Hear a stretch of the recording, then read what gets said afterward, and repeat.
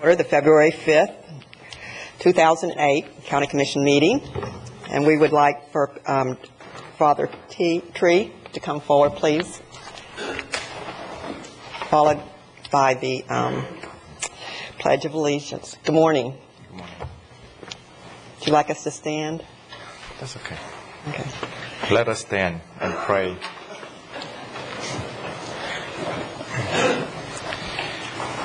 God of power and might, wisdom and justice, through you authority is rightly administered. Laws are enacted and judgment is decreed. Assist with your spirit of counsel and fortitude for the local government's leaders. May they always seek the ways of righteousness, justice, and mercy. Grant that they may be enabled by your powerful protection to lead our cities with honesty and integrity. We ask this through Christ our Lord. Amen. Amen. Thank you. Please join me in the pledge. I pledge allegiance to the flag of the United States of America and to the republic for which it stands, one nation under God, indivisible, with liberty and justice for all.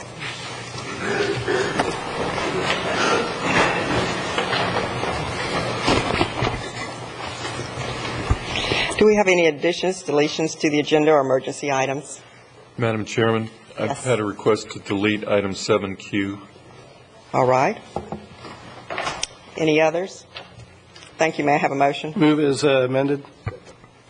All those in favor? Passes 5-0. Thank you. Proclamations and presentations. We have the first one for the mental health. Christine, if you'll come forward, please. I'll have to put my glasses on. The podium is fine. Designating February 23, 2008 as Mental Health Association and Indian River County Day. Whereas the Mental Health Association in Indian River County presented since 2004 the Turtle Treks program, which combines fundraising and public art that directly ties them to the lending community awareness of MHA services that help provide guidance for individuals getting over life's hardest hurdles. And whereas the signature event for Turtle Treks 2008, Opening Doors, Changing Lives, is a 5K walk called the Turtle Treks Community Walk. The event expected to attract over 500 individuals in support of the Mental Health Association will be held Saturday, February the 23rd, beginning at 9 a.m. and ending at Riverside Park at 10 a.m. That's a fast walk, isn't it? 5K. Yes. The annual Turtle Treks Community Festival and Art Exhibition. And whereas the Turtle Treks is designed to bring awareness to Mental Health Association in a way to pull people out of their shell, walk for a good cause, and reach towards sunnier skies and more productive lives. And whereas the Turtle Treks Community Festival will bring the community together in a creative, non-threatening way to reduce the stigma and increase awareness of mental health issues through entertainment, children's activities, and art displays and informal booths. And whereas hope, courage, balance, play, renewal, and grace are the themes chosen for the artistic portion of the festival's art exhibition, featuring 3-foot turtles, 8-foot doors, and a hand-painted cobblestone path decorated into the spirit and uplifting themes. The embellishment doors and turtles from the art exhibition will be auctioned at the evening of April 5th following the Judy Collins concert at Riverside Park Theater. The cobblestones will be donated and remained on display in public venues. Now, therefore, be it proclaimed by the Board of County Commissioners, Indian River County, Florida, that Saturday, February the 23rd, 2008, as Mental Health Association and Indian River County Day, adopted this 5th day, February the 29th, 2008, by all 5 county commissioners. And I hope we will all 5 participate. I will pledge our attendance. Thank you. I'll follow orders. You want the chair? Yes. Oh, thank you. Good luck with the Thank you. Congratulations. And Joe, you're coming too, aren't you? Yes. He's our big jogger. I just would like to thank everyone in Indian River County for the support that we've seen for mental health issues in our community, and I think it's evidenced by the beautiful turtle that adorns the front of the county administration building, that we live in a community where mental health really matters and that it's okay to get help, and I thank you very much for helping us communicate that message. Thank you. We thank you very much for your hard work and your enthusiasm for all the good things that you stand for. Thanks. Thanks so much.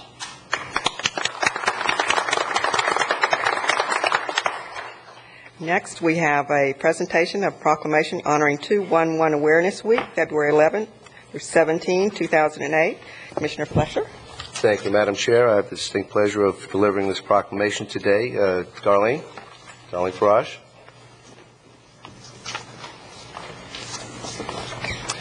This proclamation is honoring 211 Awareness Week, February 11th through 17, 2008. Whereas every hour of every day, someone somewhere in Indian River County needs to find essential community services and does not know where to turn. And whereas Palm Beach and the Treasure Coast are fortunate to have 211 Palm Beach Treasure Coast, a nonprofit agency that has been in the community for more than 35 years, providing information and referral on community resources, telephone counseling for distress callers, and suicide intervention. And whereas the callers can access services confidentially and anonymously by non-judgmental staff and volunteers that are available 24 hours a day, 365 days a year. And whereas 211 Palm Beach Treasure Coast assisted in over 155,000 callers last year in need of supervision and information, referrals to social services, agencies, or someone to talk to. And now therefore be proclaimed by the Board of County Commissioners of Indian River County, Florida, that the Board recognizes February 11th through 17, 2008 as 211 Awareness Week in Indian River County, and urge all citizens to be aware of the only telephone number they need to know to access information on over 4,200 programs in our community that provide assistance in such areas of insurance, volunteering, food, daycare, mental health counseling, support groups, home health care, financial assistance, and many others. Adopted this 5th day of February 2008, signed by all 5 county commissioners. Would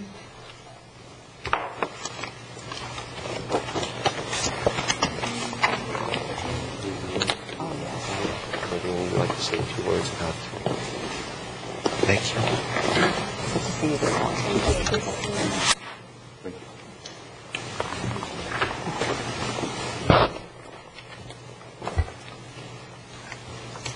Well, I'd just like to say thank you, County Commissioners. On behalf of 211 Palm Beach Treasure Coast, I would like to take this opportunity to thank all the Commissioners, as well as the Madam Chairperson, for declaring February 11th to the 17th as 211 Awareness Week.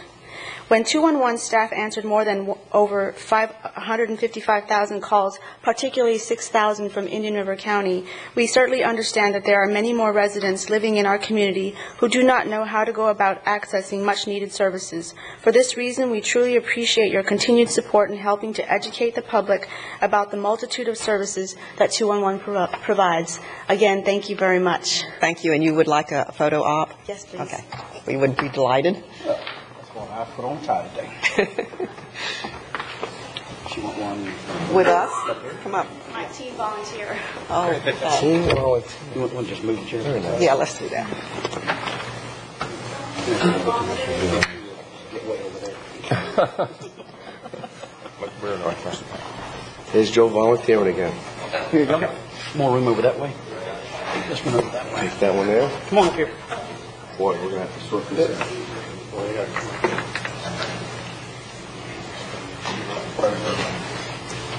You know, I don't know.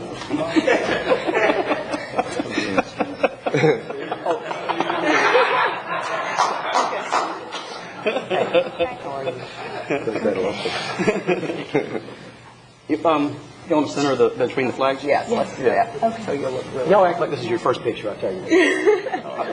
We're delighted you're here to All correct. right, guys, let's get it together up there. You ready? Cheese. How'd that look, Joe? Let me have one more. All right. Joe, why don't you come right in the center and hold it up to where you. After all, I'm your blocker, you know. Don't get Henry's head in there. No, I'm just an offensive tackle or something. Get the nose tackle in Listen to there. that quarterback, man. Okay. Thank you. Thank you so much. Thank you. Thank you. Thank you very much. Thank you. I appreciate that. That's the quarterback of the winning team, right? Absolutely. I've never been on a losing team. Okay. Thank you.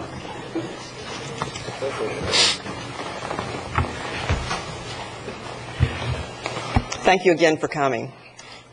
Our next presentation of proclamations honoring Quail Valley Charities, Inc. is by Commissioner Davis. Thank you, Madam Chairman. I appreciate that. We have with us today Martha Redner, and she is she was in charge of it. Forgive me on your title. What was it? Executive Director of the Quail Valley Charities this year? Just a little aside as far as what Quail Valley Charities does is they have, I believe it was 22 or 7, how many? 22 this year. 22 organizations that they raise money for on a single evening, and they've been doing this for quite some time. But some of the charities include the Environmental Learning Center, if I'm not mistaken, the Education Foundation, the Hibiscus Children's Center, the Gifford Youth Activity Center. I'm going to leave a whole bunch of them off. Martha, help me with these if at all possible. Girls clubs. Yes. Yeah, I know. I've got the list, and I don't mean to slight anybody, but what sticks out about this is, we have many. This is one organization that gives a lot of money to many organizations in the community, and they just had their charity event about a couple weeks ago, and I'd just like to read this proclamation to them at this time.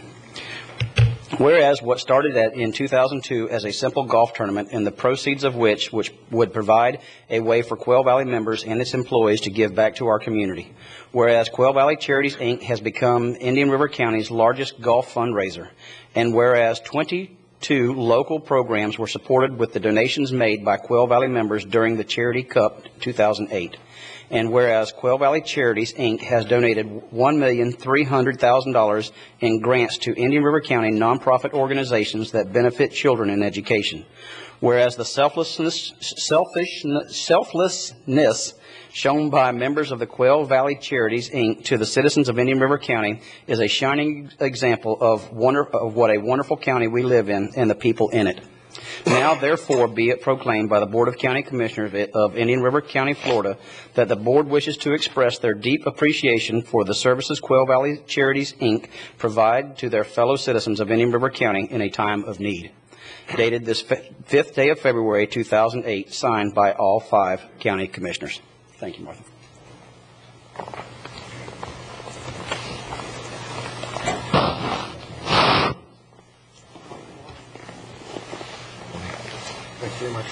And you feel free to say a few words if you like. Okay. Wesley makes that clear. I'd like to thank you, Board of County Commissioners, for what you do. I'd also like to thank a few other people who have made it possible the last 6 years to raise the funds that we have, which are the Quail Valley members. Our team members volunteer a lot of hours. Also, our executive committee who helps me out, along with my 2 bosses, Steve Mulvey and Kevin Given. Thank you very much, and we will promise to continue to give back to this community, and our main focus in the community is children and education. Oh, thank you. That's Thank you. wonderful news.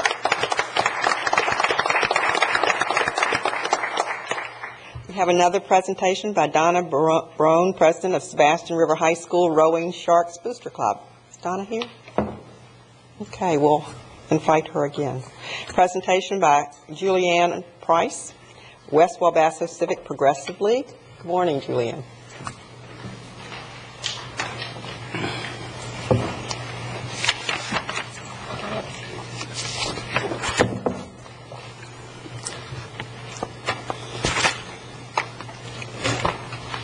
Good morning. I'm just going to take a minute to get the PowerPoint up here.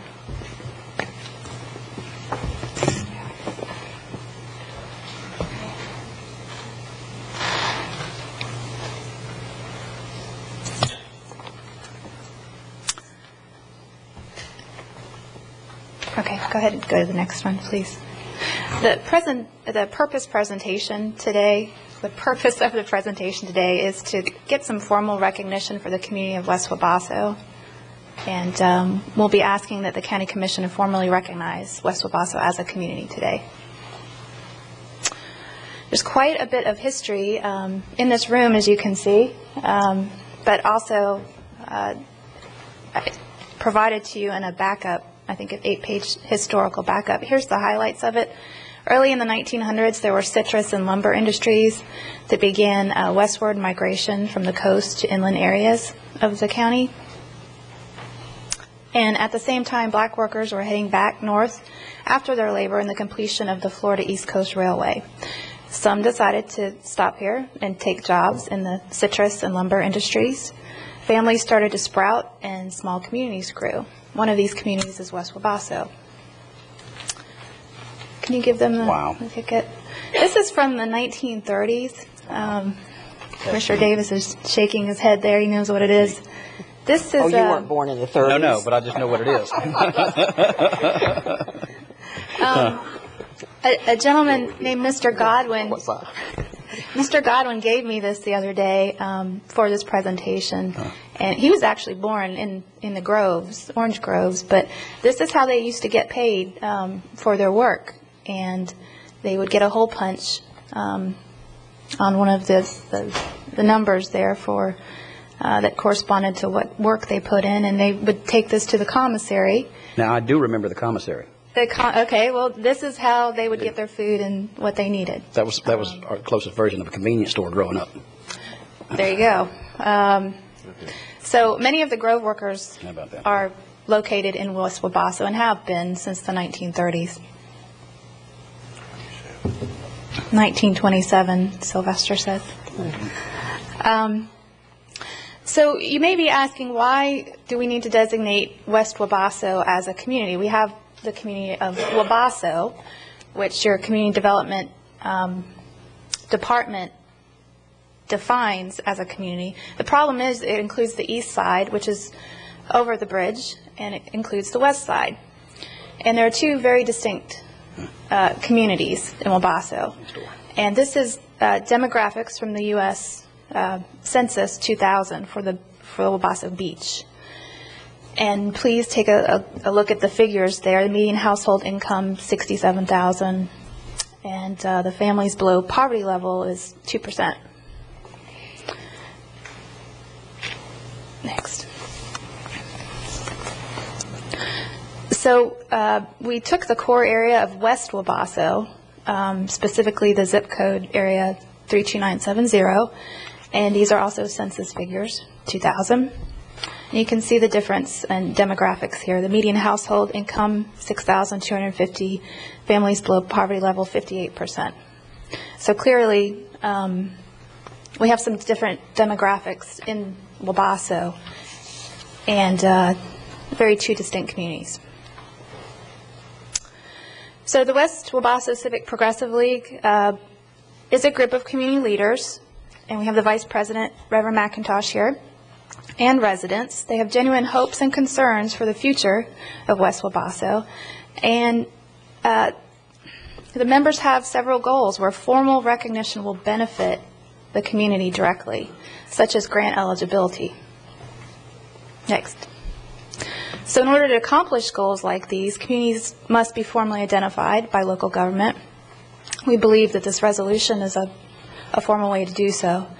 And given the historical significance of the community, the economic data presented by the U.S. Census, West Wabasso should be formally recognized as a distinct community. So, Reverend, do you have anything to say? Also to the commission, out of this little community, we've had doctors, lawyers, generals, colonels that came out of this community. We're not just a community sitting there. We believe in educating our people in spite of what may be in the papers about crime areas such as this. But I'm a native son. I've lived there over 60 years myself. travel all over the world, but I always come back to Wabasso. That's my home. And so what we're doing as a community, we've come together as a people, trying to be recognized as a community, not so much to be separate or anything, but just to be recognized that we have existed from 1927. And if you go back and look into your history, the Douglas School there also was bought by the community, given to the school system. We can't find the deeds, but it was stated it would be given back, but we know in the long run it was not, so such as that. But our main problem is trying to better ourselves and to identify our community. And we appreciate that.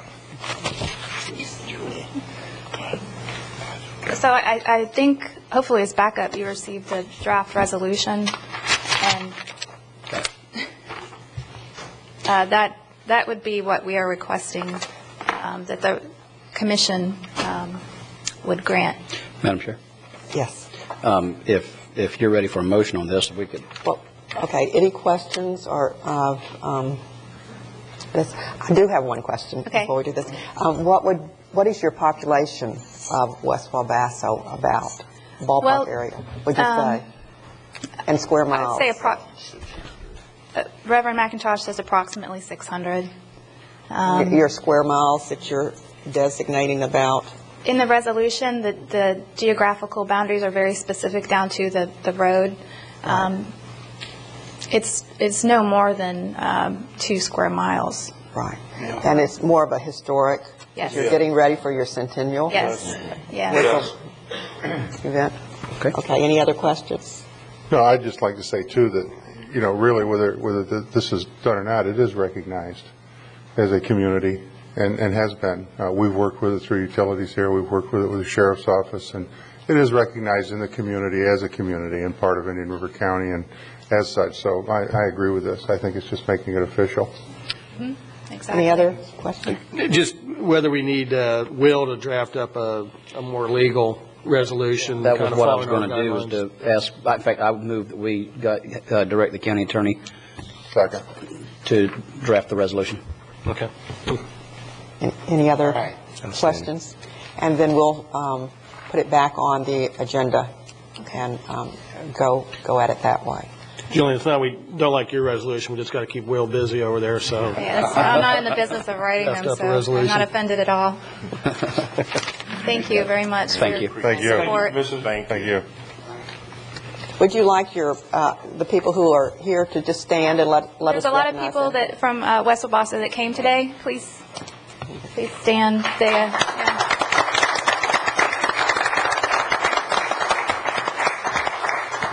They came to support the resolution. So thank you. Yeah, thank you. We've got the motion now, and our vote. All those in favor? Aye. Opposed? Passes 5-0. Did you have Teddy here as Representative? Representative, or that he needed to express? Just representative. I work there, done that, and a lot of people have heart there. And when you see them every day, when you walk in there, they constantly, you know, I love the food, so they take good care of me. So I just think that we're just making it official that we do acknowledge them. We just want to thank Ms. Stanbridge for her research, and Julian and all of us. And we thank you, commissioners. Thank you. Thank you, Teddy. Yeah, we don't want to keep it. Yeah. And the commissary's not there anymore. But. I don't think we could feed Teddy for $1.95.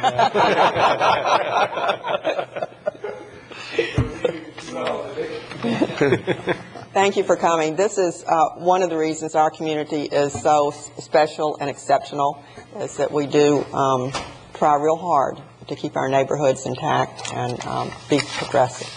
Thank you again for coming, taking the time. Approval of the minutes, regular meeting January 8th, 2008. So moved, Madam Chair. Second. All those in favor? Aye. Passes 5-0. A regular meeting January 15th, 08. So moved. Second. All those in favor? Aye. Passes 5-0. We have our consent agenda, which is rather lengthy this morning. Yeah, I have. Anyone like to pull something besides Will? Yeah, I've got 3. Okay, we'll start at your end.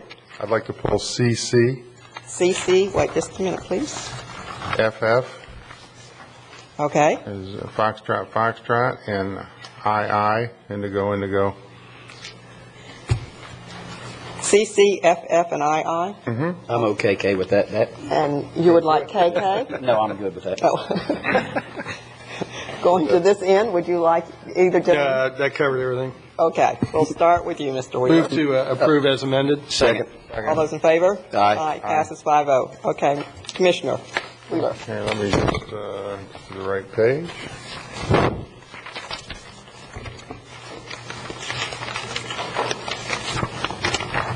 The first one is the property acquisition, 93rd Street, and I'm just curious as to what our purpose is for acquiring that property. I know what the backup says, but do we have a purpose for it, or are we just acquiring it because it appears to be a good deal, needs to be cleaned up, etc.? It looks like it's, it's not big enough for park, and it's a little far away for parking. So, what's our objective? Good morning, Jim Davis, County Public Works Director.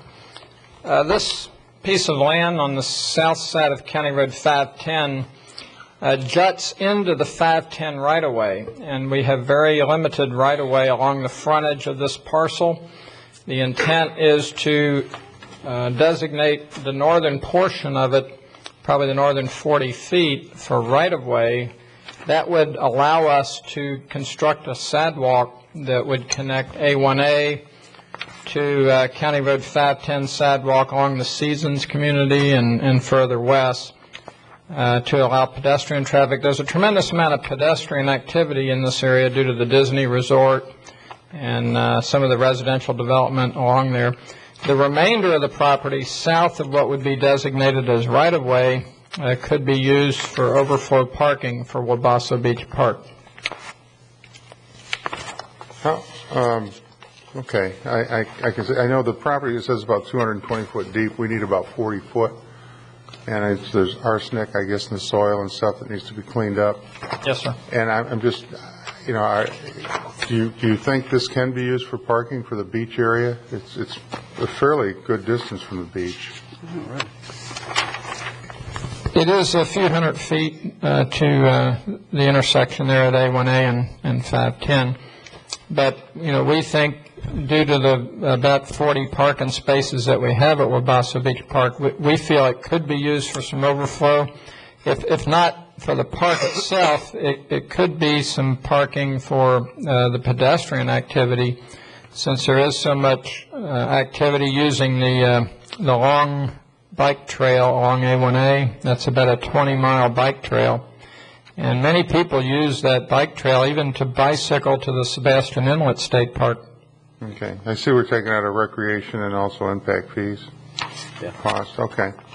Thank you, Jim. Yes, sir. It's not only bikers and walkers, but it's skaters. A lot of people skate that corridor. It's a beautiful place in the county. It gives more people the opportunity to park and enjoy it. Okay. I'll move approval. I'll second. Any further discussion? All those in favor? Aye. Opposed? Passes 5-0. Thank you. FF? That's just, in reading through that, they didn't really, staff didn't really say where it should be, but the display, and that, I'll read that. It's approval to allow the exhibition of the photo display on behalf of the Children's Home Society in the new County Administration Building. And I think if we're going to display it in the building, it should be downstairs where most of the traffic is and not necessarily upstairs. Where downstairs? I looked at this too, and well, they couldn't talked find about moving a few chairs out here and having it displayed there, and they indicated in here that that could conflict if we have an overflow meetings, but we haven't been having overflow meetings lately, and it's going to be here for a week or something of that nature. 3. But that's just my thoughts. I think it should be in the downstairs level where it'll have more traffic going by and seeing it. Yeah, but it doesn't. I don't remember seeing where it specified where it went. Did it? No, it didn't. No, it said upstairs or downstairs. Yes. So I just thought I'd give direction because they left 2 possibilities. Sure. I prefer the first one. Commissioners, all you to y'all's expertise. Interior design is not my forte, so. We will. Just the best place. We will do whatever the commission wishes. We'll be glad to try and locate it on the bottom floor. I don't have it. Okay. I think if we put it in the lobby of the utilities department, it'll get a lot of foot traffic. There you go. Is that a motion, Commissioner? Yes. Second. Well, I would rather it just be put in the appropriate place and not tell them exactly where to put it. I've looked at several places with staff, and I haven't seen really how large it is and where it folds and everything. So until it gets over here, it's hard to say you're going to put it in one particular spot. Well, I would move, though, that we put it on the ground floor. Why don't you just say where more people would see it? Where the traffic. Well, that would be the ground floor. Typically, it would be, but but maybe a lot of people are coming to see you these days. Absolutely. Upstairs. Yes. I haven't been inundated. He hadn't been. Never mind. Let's just leave it to staff discretion if that's. But our preference, if possible, would be heavy traffic area. Is that okay? Okay. Thank you. So, Madam Chair, I move to approve FF. Thank you. Second. Second. All those in favor? Aye. Opposed? Passes 5-0. Thank you very much. And aye. II is Sheriff's request to remove utility costs from the 2008-2009 budget, miscellaneous budget amendment 005. And my question on that is, I really think that as simple as possible, every budget, all the constitutionals and our divisions and our departments all should be accountable for what our cost of doing business is. And this is part of the cost of doing business for the Sheriff's Office, just like it is for the Supervisor of Elections Office. In fact, I'd like to even see it go a step further. And with the other constitutionals that are in this building, look at the square footage and a lot, whatever that cost of utilities is proportionately in the building, go to each budget. So it shows up in their budget. So when you look at one's budget, you know what the cost of the budget is, and there aren't hidden costs. And Sheriff is asking to take almost $1 million out of his budget for utilities and have it come over into our budget. And I just think that it should be very clear where all our budgets are. We all got to have utilities. Everybody understands that, but I think it should be very clear that what the cost of doing business is. And that's basically it. I'd like to see it happen across the board. A lot of people don't realize under Florida law, we have to pay the electric bill for the health department, state attorney, public defender, constitutional officers, county court, court administrator. These are state agencies which we're left to pay we have to give them space. We have to, if they're do any work in this jurisdiction, we have to allocate space, cover their maintenance, cover their electric, their utilities. All of it is paid out of the general fund. This particular one is easy to break out because it's got its own separate meter. But we could break those out, but a lot of them are in our main building, and there'd be just allocations. And you've got common areas which you'd have to recognize how much portion of common areas and things like that. We could do it. It's a lot of work. It all comes out of the general fund. We don't have a problem with the sheriff's request because we don't show any of the other constitutionals electric in their budget. It's in our building and grounds budget. I will say it's all paid out of the same fund. It's up to you, but we'd have to allocate them all, and we could do it. There's a lot of work, but it does come out of the general fund. All of it comes out of the general fund or the general taxpayers. Yeah. And I think it's another thing. It's kind of a mandate that the state's had on us for years. They can expand their area, request more space, and we have to give them the space. We have to pay their electric bills. So we're kind of at a disadvantage. It's not just with the sheriff. It's with all the other state agencies that we have to cover. And that's my point. Is I'd like to see it clearly stated where this money goes in each individual budget. So if I look at a budget, I know that this is the cost of that budget to the best that it can be, and not the cost of that budget plus something that's hidden here or hidden over here, not necessarily hidden, but shown in another account. Could I do it through an allocation spreadsheet rather than break it up? Because, see, some of the budgets I don't even have they don't show up in my budget, yet I pay for it out of building and grounds because I don't even have a department for them. That's the easiest way, I think, to do it. That way we have an accountability of it. Like you said, it's all out of the same fund. But whenever we get ready to show the state exactly what it costs us to maintain their services in our community, we ought to be able to have that information and it be reliable. So you'll roll it up Madam and just have a top number for everybody? Yes, we could do a reconciliation that shows the base budgets that are approved for the constitutional officers and state attorney and people like that, and just add those allocations on to give that full picture and present that at budget time. Commissioner? I just think where we have a constitutional and a separate building like the sheriff and also the supervisor of elections, that if that electric or utility bill is in their budget, there's accountability there. And I think if they just pass the bill off to us, there's no incentive to reduce energy use because they're just passing the bill off. So I think if it's in their budget and they're responsible for justifying that cost, then there's going to be better accountability. So I think where we have separate buildings that have a meter, I think the electric bill should be, because it's the same dollars, it's just who's writing the check. But I think if there's accountability, if the sheriff is concerned, could he find $40,000 in energy savings to reduce that budget amount if it's under his budget? I understand what you're saying, but years are different for electricity. Like this year's hard. It's a big year of electricity and the cost factor because of oil and everything else. I understand what you're saying, but we're responsible, period. Well, I agree. We'll still pay the bill, but I think, if it's coming into his budget, he's going to tell his people, hey, make sure you turn the light switch off when you leave the room.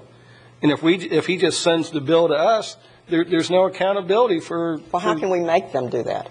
Well, because the public, when it's in his budget, they'll ask him, why didn't you reduce your electric bill?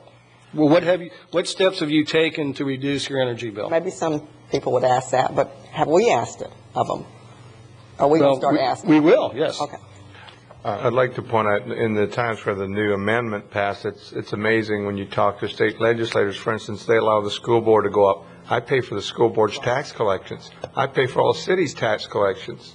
So if their budgets go up, my cost goes up. I don't get to control that. And those are archaic laws that the state legislators passed years back that we need to work on changing. Everybody should be accountable. I shouldn't have to pay for the school board's tax collections when the legislators said, well, allow them to increase 6%. Well, my portion of the property appraiser and the tax collector's budget goes up because they did that.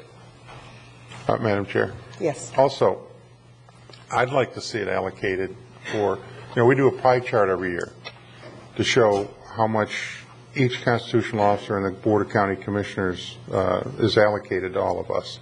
And I'd like to see incorporated into that unfunded mandates that Mr. Barrett has brought up.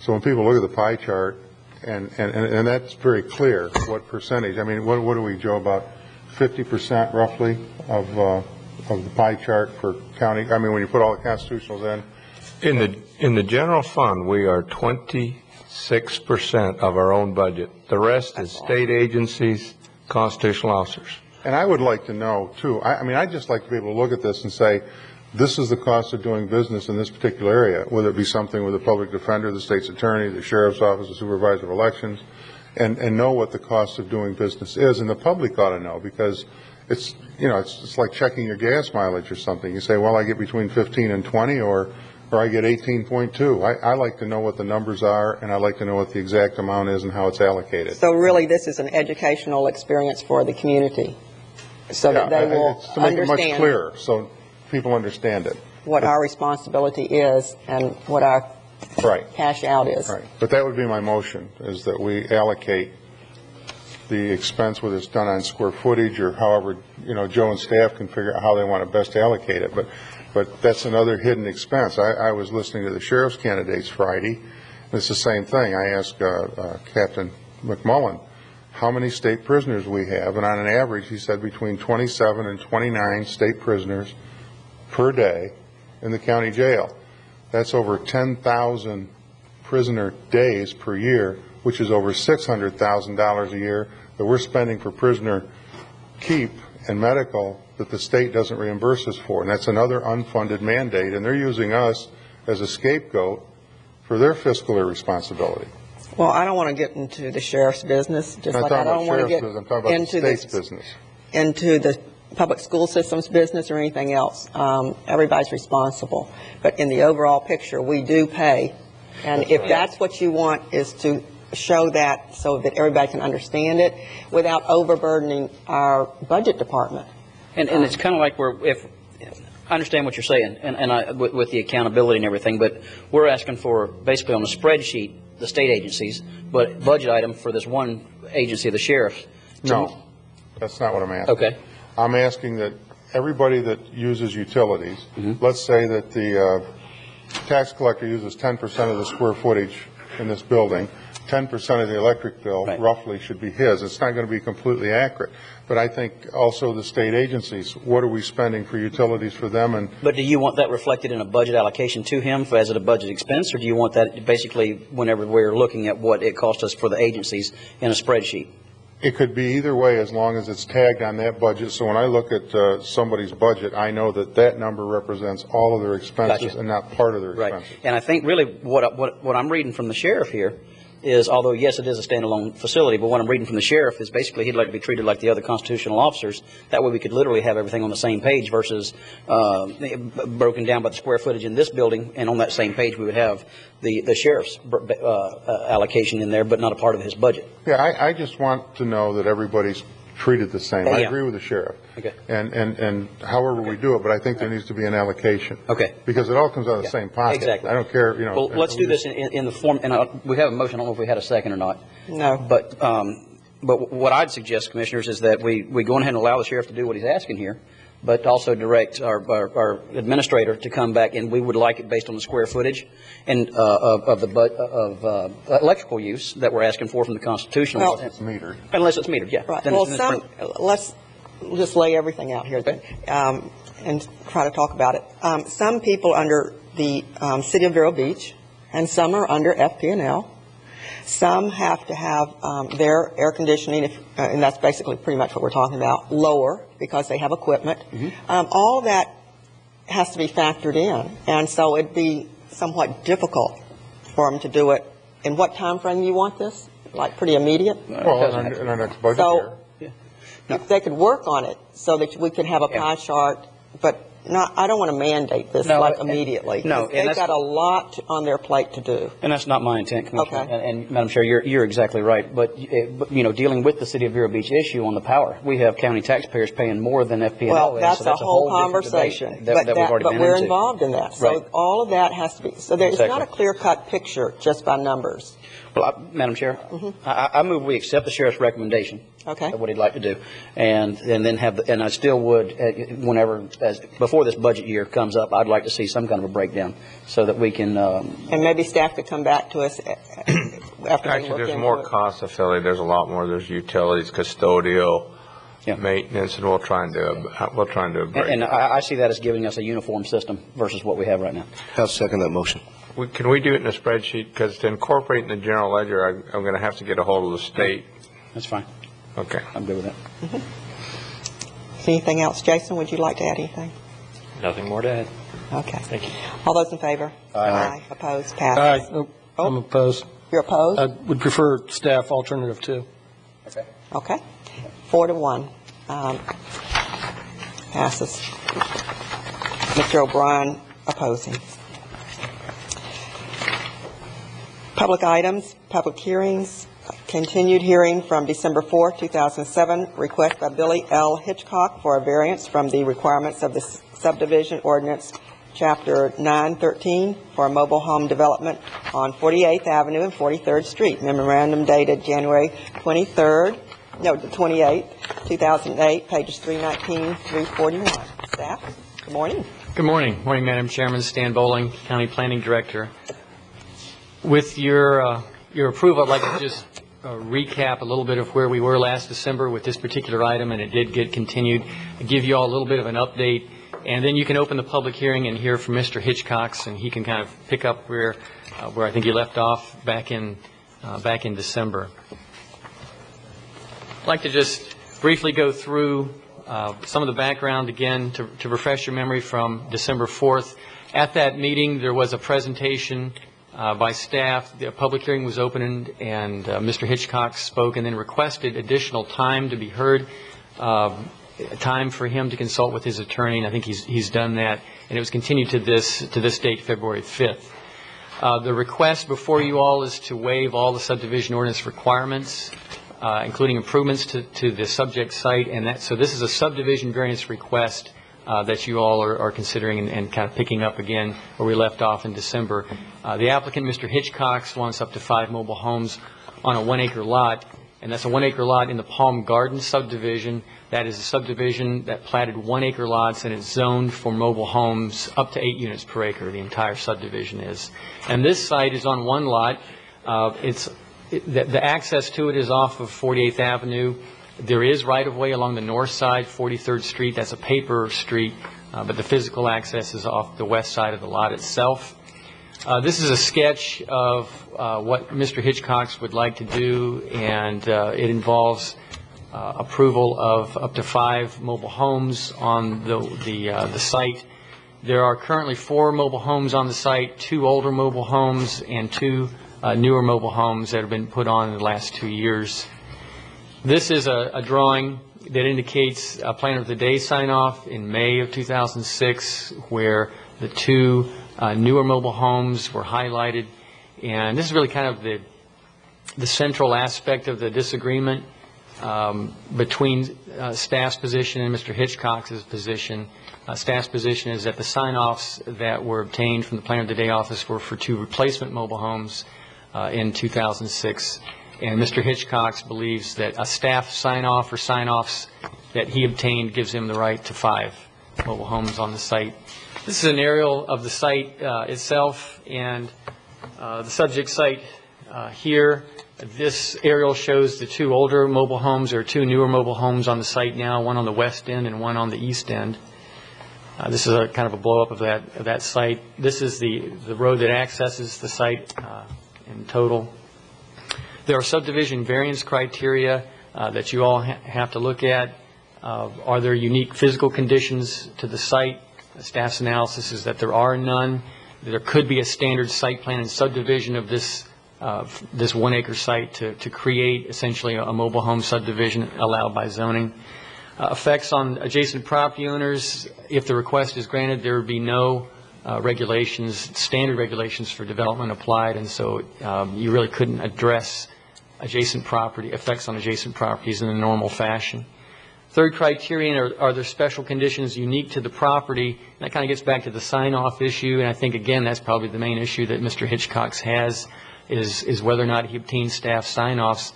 Staff's position is that it was for replacement trailers, but also staff doesn't have the authority to grant approval of 5 mobile homes on a 1-acre site. It's not allowed in the code, which is why the variance request is before you all this morning. And then the fourth criterion is consistency with the LDRs, and staff's analysis is that if you waive all the requirements of the LDRs in this case, if the variance were to be granted, that would be fundamentally inconsistent. Basically, the alternatives that Mr. Hitchcox has is to do a one-time lot split and allow basically the 2 new mobile homes to remain on the site and the 2 older ones to be removed. In fact, that was staff's understanding before giving the COs in 2006, and I think Mr. Hitchcox has decided to pursue having 4 or 5 on there now. This is the same allowance for other Palm Gardens lots, so it's pretty typical of the lots themselves. I'd like to just give you a bit of an update from what's happened since the December meeting.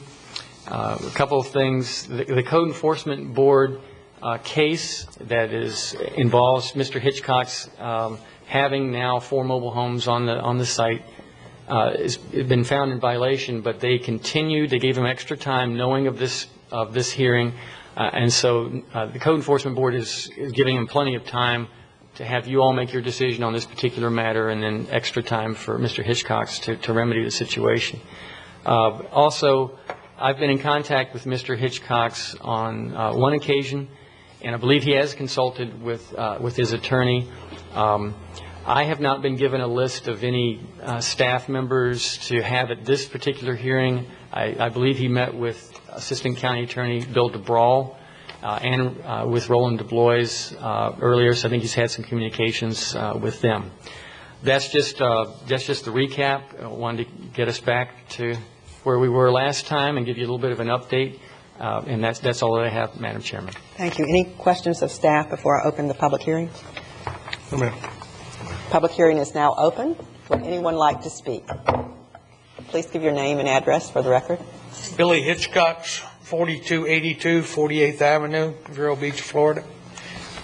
And I met with Bill DeBrawl, county attorney, and asked him to have certain individuals here for this hearing this morning, and I don't know if they are here or not.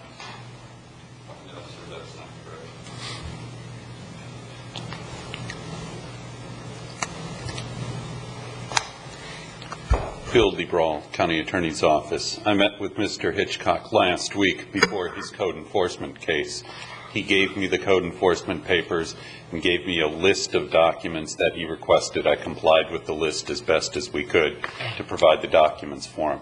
He also provided a list of building inspectors and people from the building department that he would like to appear before the code enforcement case. He did not make any requests for people to appear and testify here today at the public hearing. Now, if I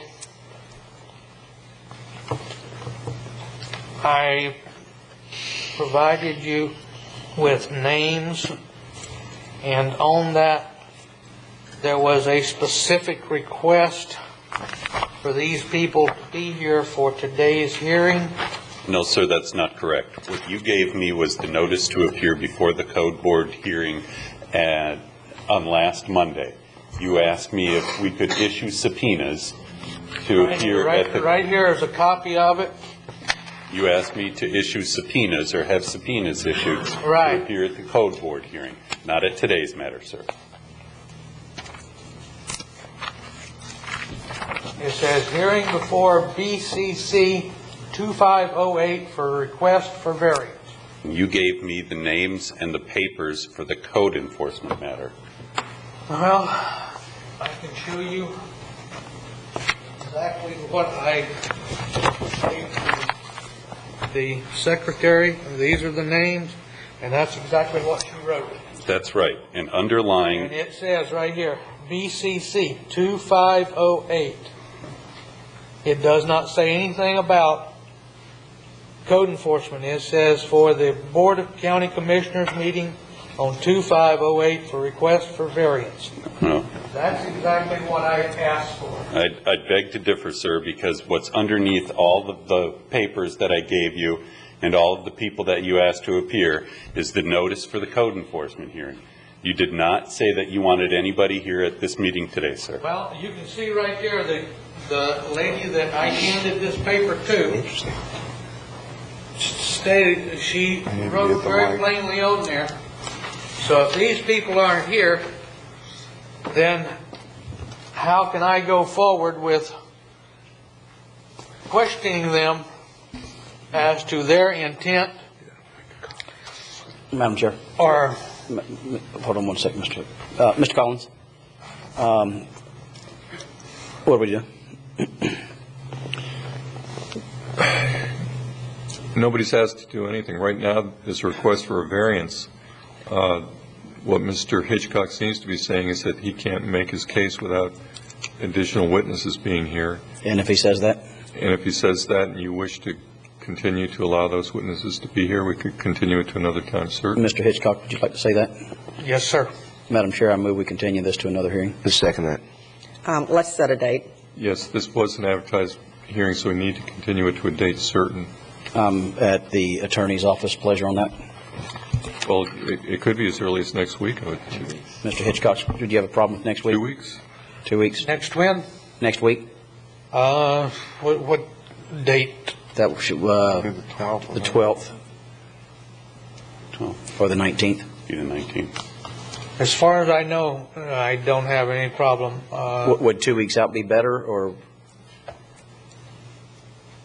No, it doesn't matter. I have doctor's appointments, and So we have to set it for a date certain. I understand.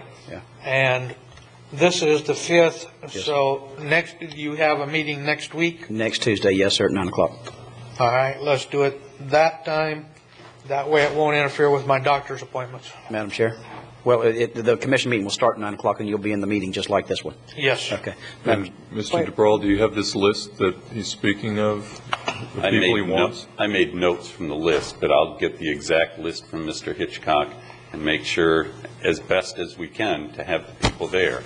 What he is requesting is to have a laundry list of people that did building inspections on the trailers that were moved onto the property. I don't know what questions he could ask them that would be germane to the point, but I mean, it's his request. And I may have to pull all my inspectors off the road. I don't know if that's true. I don't think that. There's only 2 inspectors that are on the list. The rest of them are the people in the planning and zoning. Betty Davis, Roland DeBlois, Mike Dalton, and there's only... I don't know what that has to do with the legality of being able to have 3 or 5 trailers on your property. I don't understand what that would have to do with it. It goes to the point that everything that was done working off of 2 permits which were issued by the county, and I supplied each one of the commissioners a package this week that has in there, and that second picture that he showed on that board, if you go back to that one, Stan, that has the 2 highlighted ones, they are not in those packages as supplied by the attorney, if that's not correct. I don't know what you're referencing, sir. Well, I didn't get the benefit of your packet. Mr. Hitchcock, I did look through your packet, and the permit, one of them is a permit for a mobile home replacement. One's a replacement, one is a standalone. It's a new home. And they're saying, I can't do either one of them. I've got to remove everything. And that's not what I did. I removed one and put one in. Okay, well, let's Hitchcock? wait just a minute, please. Well, no, We're in a public. you had 2. Just a minute, please. And now you have 4. Would you like to carry on with this public hearing, or do you not? I mean, we're not going to... No, I need these other people here. All right. This is a quasi-judicial public hearing, and Commissioner Wheeler, you had something to say? Yeah, I don't know that having half the staff come in here and testify on one thing or another is relevant to this. This is a variance request to allow more mobile homes there than currently exist. It's also, I don't believe that our staff would even have the right under our regulations to approve anything, and it appears to me that there's a misunderstanding between what staff's intent was and what Mr. Hitchcock's intent was. And I'm prepared to hear a variance request, and that's what we're here for. We're not here to try and solve the disagreement over who intended what. I agree with you on this matter, but if you want to continue this to another time, and you have 3 people who say that, then we go to another time for you. Madam Chair? Yes. I'd really like to ask Mr. Collins, what do you recommend we do? Do we go ahead and decide the matter now, or do we wait until we have the opportunity for the next meeting? Well, in looking on page 339 of your backup, there are the findings that you have to make in order to grant a variance, which the staff already put up on its slideshow. Are there physical conditions unique or of the property that cause an undue hardship to the applicant? Will it cause injury to the adjacent properties? Are the conditions unique and not generally applicable to other property in the adjacent area and do not result from actions of the applicant? And is the variance consistent with land development regulations? I don't know that the testimony that you might get from any of the people that he's requested, code enforcement officers or building inspectors, would add a lot to that inquiry. Mr. Hitchcock, are you saying that they would add a lot to those three? Yes, I am. Yeah. Can I ask how? I mean, we have to ask how would they add? I mean, we're not allowed to give the variance. You have to give the variance. I don't know how them issuing a building permit has anything to do. I don't know. Don't ask me.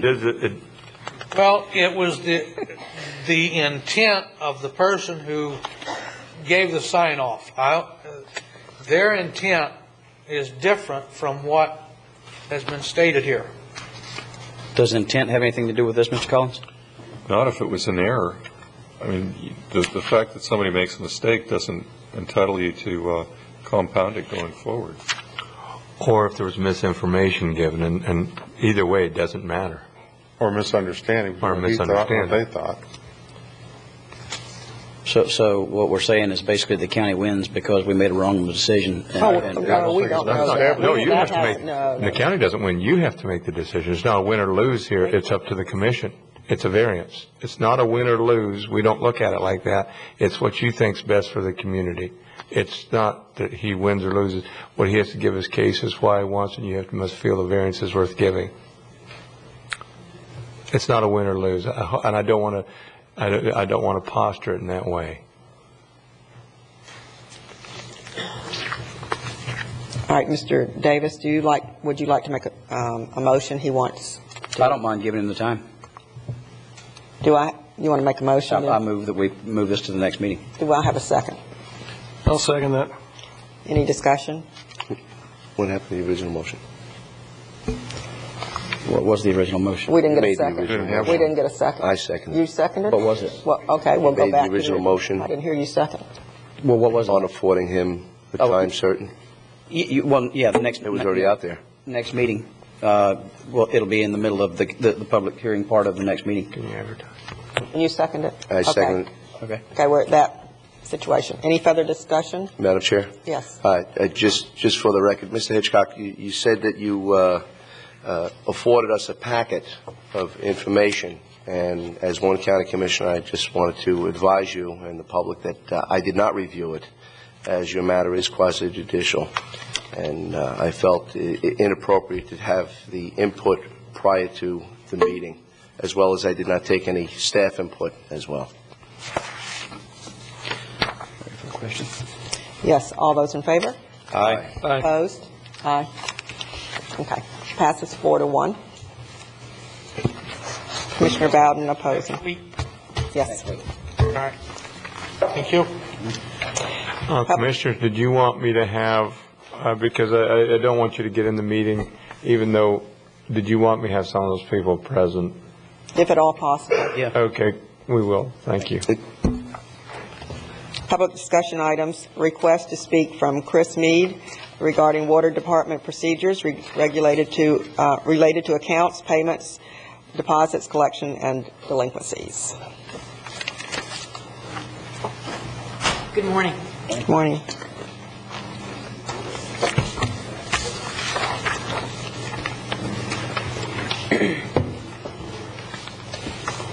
The clerks at the water department told me, I know this is wrong. You need to go to the commission. My answer was, how do I do that? Well, I am here now to let you know I stand before you to address you some policies of the water department that I feel are wrong or unjust, or at least fundamentally unethical. Since I have no records, it's very difficult for me to state what I'm here for. Number one, I am a landlady. I usually have to deal with tenants who come into my buildings and leave them. And when they leave them, my water is turned out. It's either because the tenant is turning over or because they're leaving. But nonetheless, I have to go in, and usually I have to turn on the water. When I come in to turn on the water, it's required that I list a deposit. I'm the owner of the property. I need to have the water put on. They refuse to turn on the water for me. I require a deposit. So I put down the deposit and I put the water on so I can go in and I can clean. Otherwise, I go home and I fill up empty jugs and I go in and I scrub the floors and the counters and the house with that. When I go in and I put down my deposit, I am told that I am required to pay the previous bill or the water will not be turned on. Therefore, I'm required to pay the prior tenant's bill. Always. Always. I have no records of whether or not the final tenant is ever billed for this. I can't have the water turned off prior if there's a huge bill because it's not in my name. I'm not allowed to have the water turned off because the house is in someone else's name, yet nonetheless I'm required to pay that bill. Whether they're there or they're not there, I am required as the property owner to pay that bill. I immediately go in, I pay the prior bill of somebody else's usage. I have no idea why this occurs, but I'm not going to get my water turned on, whether I like it or not. The payments are transferred. It might be this house, it might be that house. Oh, well, it doesn't matter. You're a landlord anyway. You can make up for it.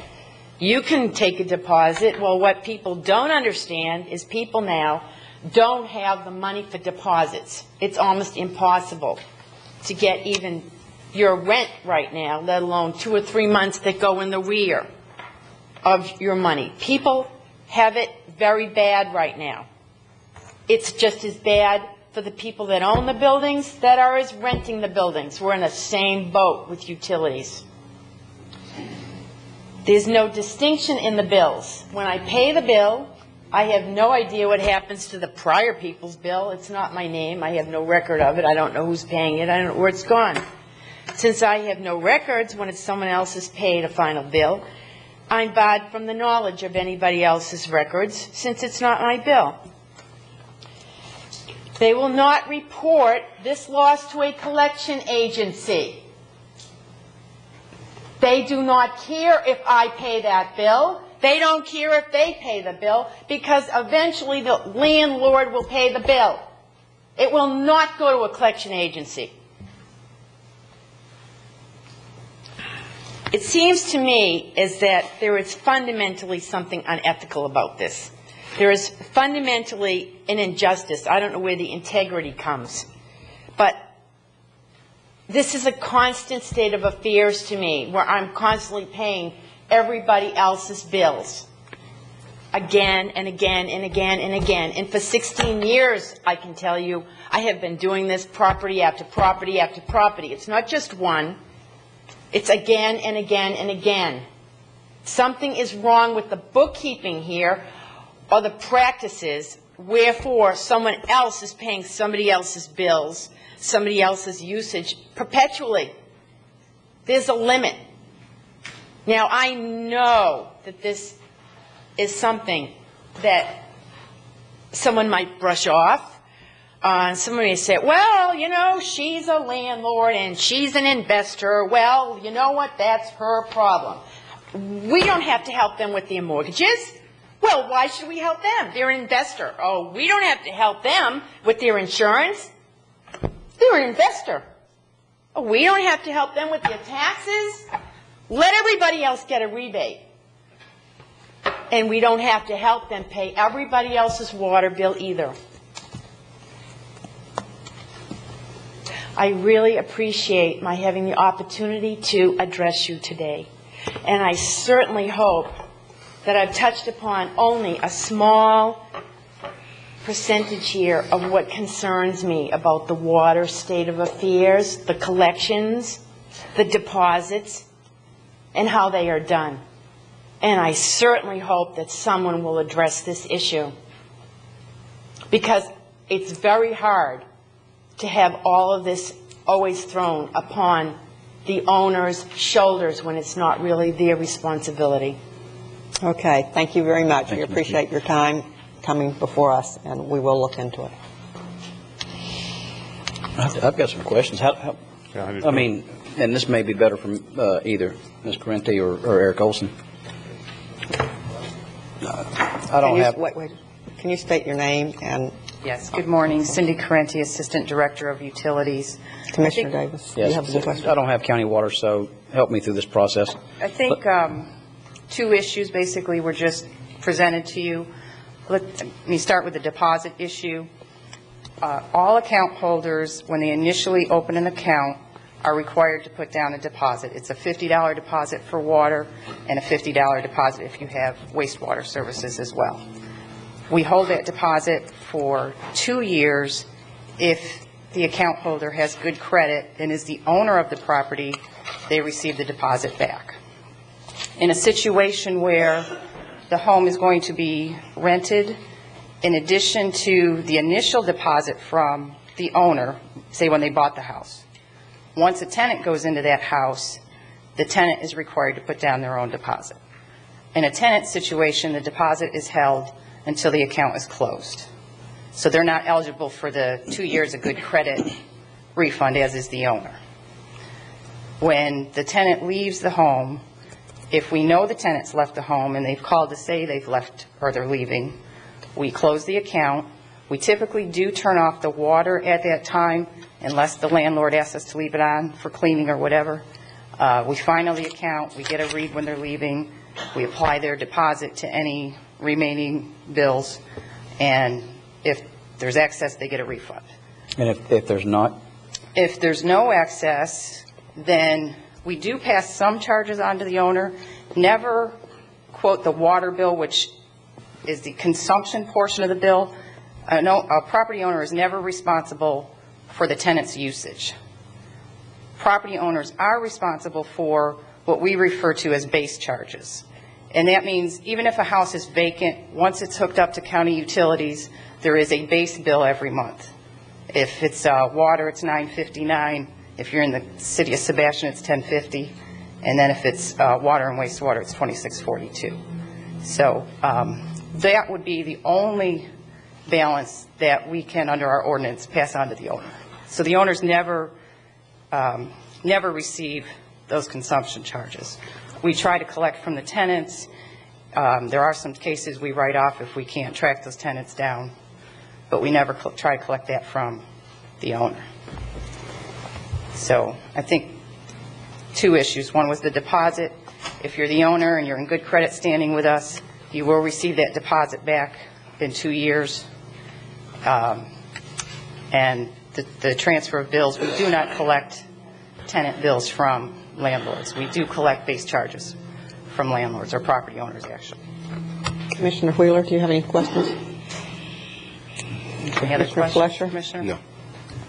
O'Brien? Yeah, I had another similar case here, and it seems with these rentals, a lot of times the tenants move out and the landlord doesn't know they've moved out. We don't know they've moved out until the second or third past bill comes due. Is that correct? That's correct. And then by that point, we don't collect the consumptive charge if there's no deposit left from the account holder, but those monthly base charges have accrued to where you have 3 months worth before the landlord kind of really hears about it. Is that?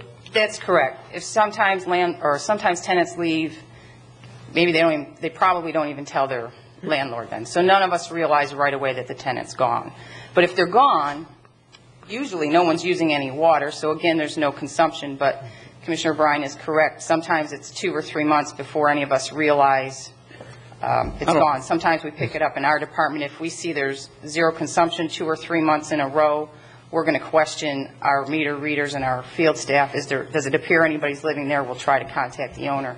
So sometimes we find out indirectly that the person's gone. We can't get in the job of policing the owner will know before we should know. Obviously, if he's gone for 2 or 3 months, I don't think he's paying. They're not going to pay rent if they're not there. So they would know before us and should contact us. How do we know that a tenant moves out? But there's no difference.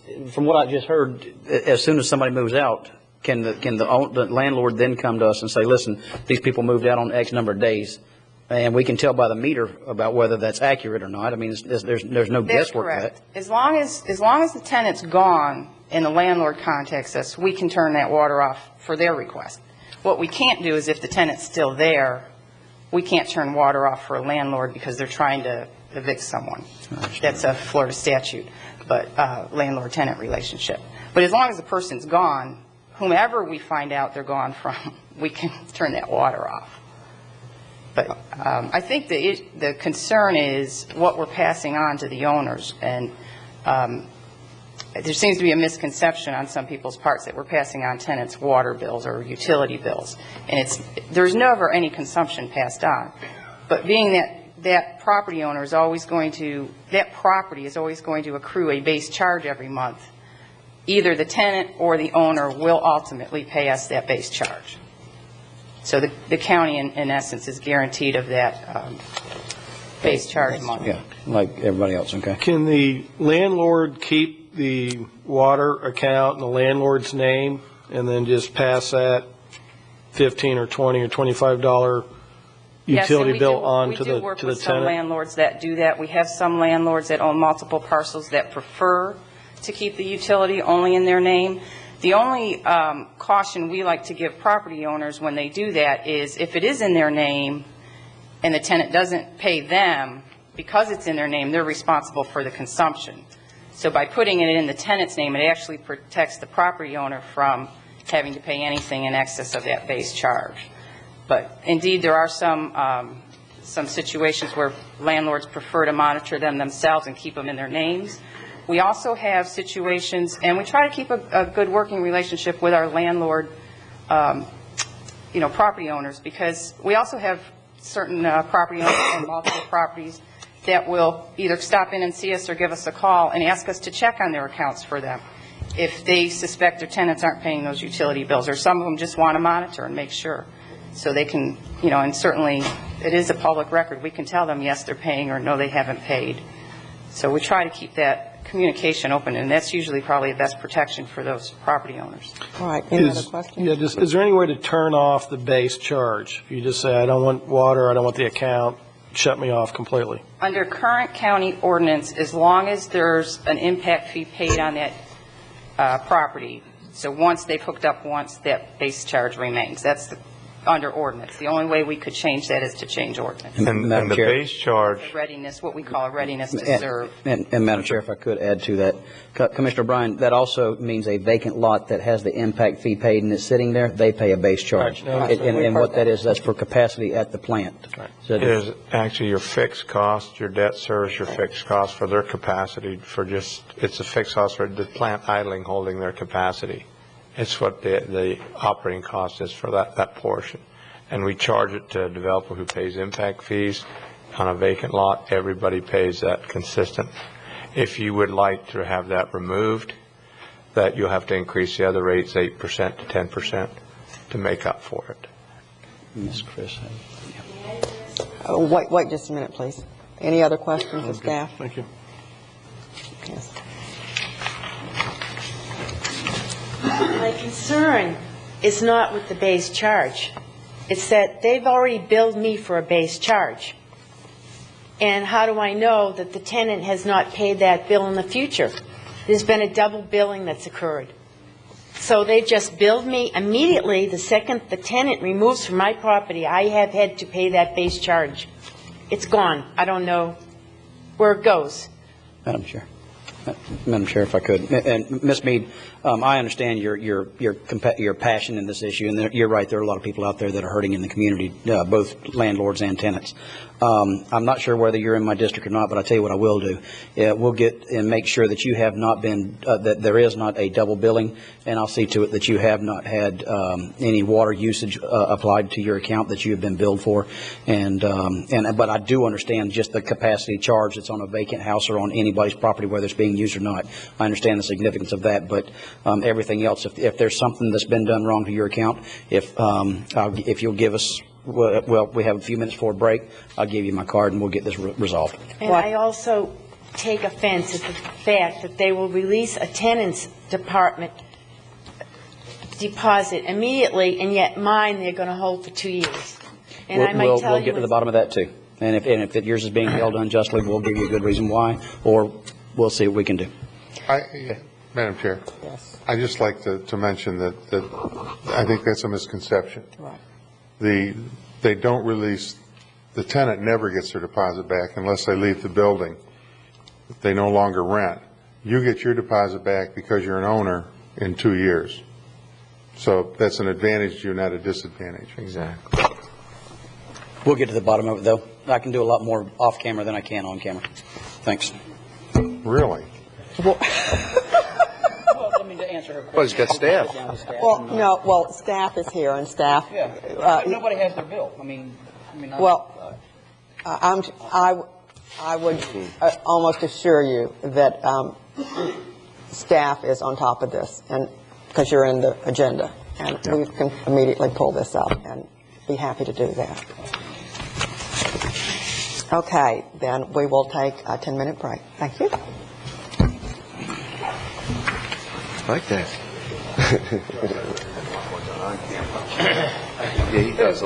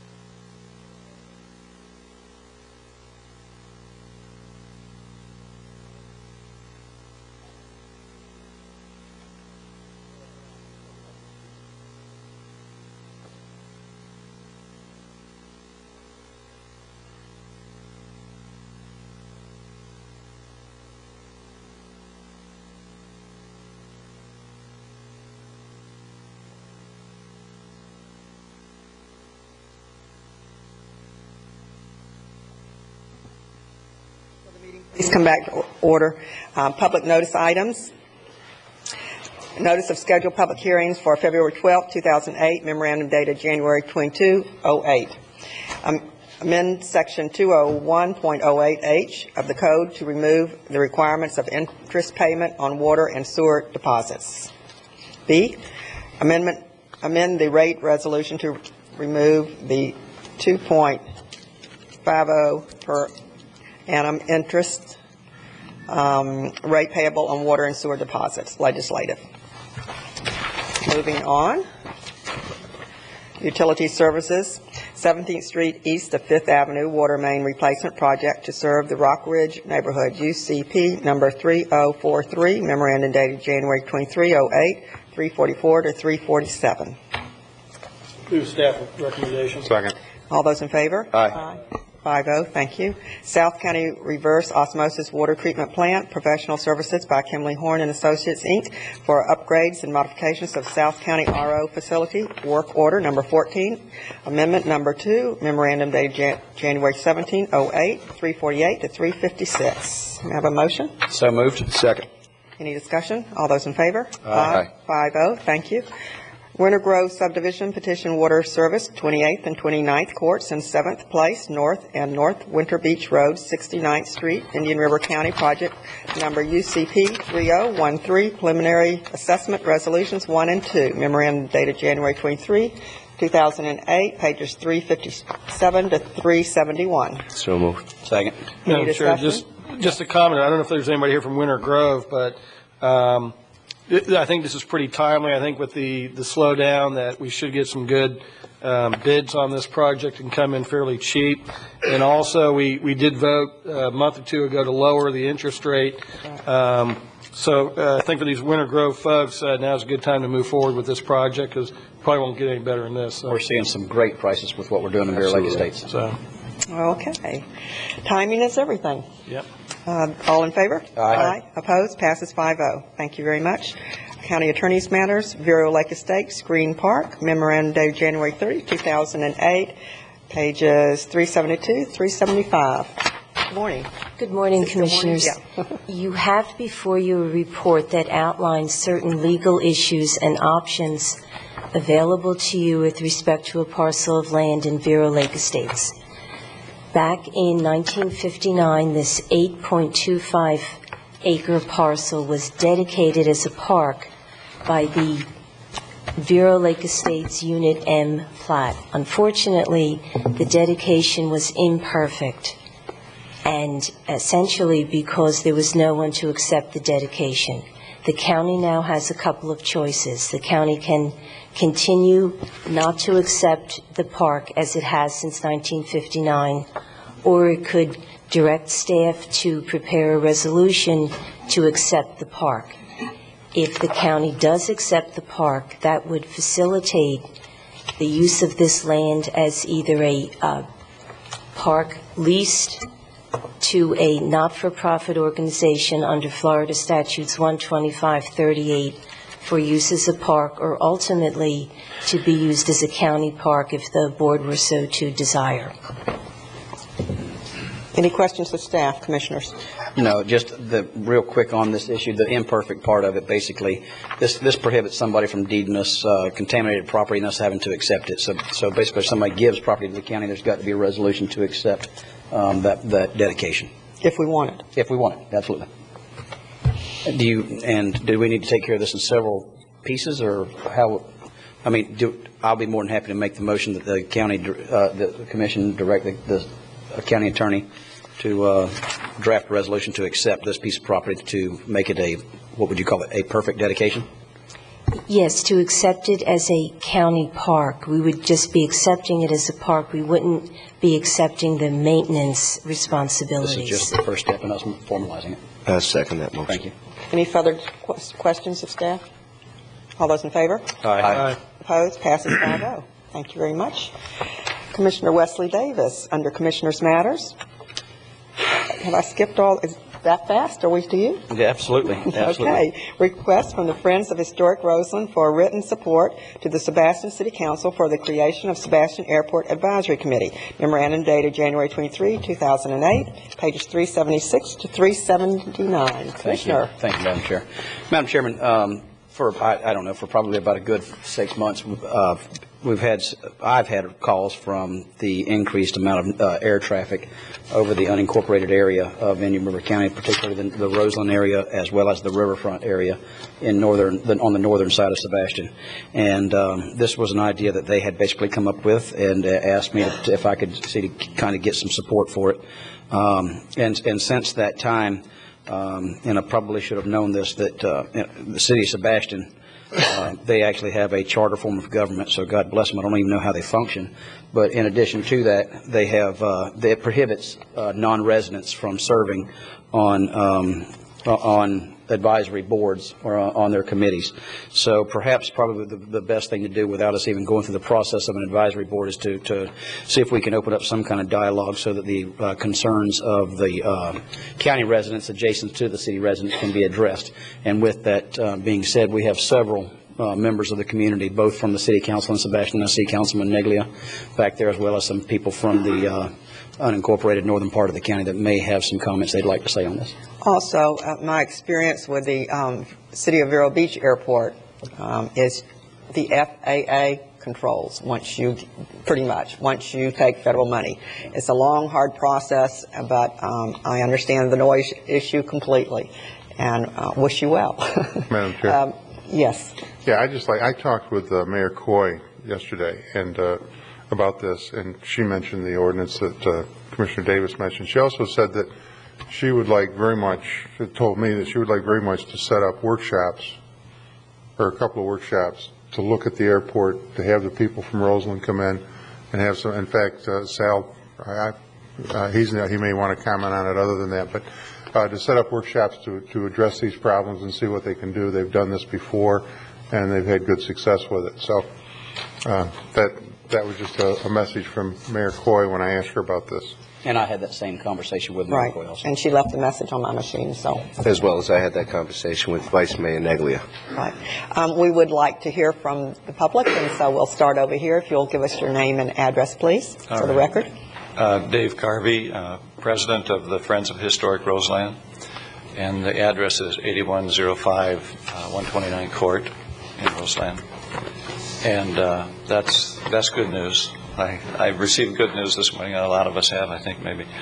But I'll just reiterate some of our concerns in that most of the air traffic does occur over the county property in the Roseland area as opposed to the city designated area.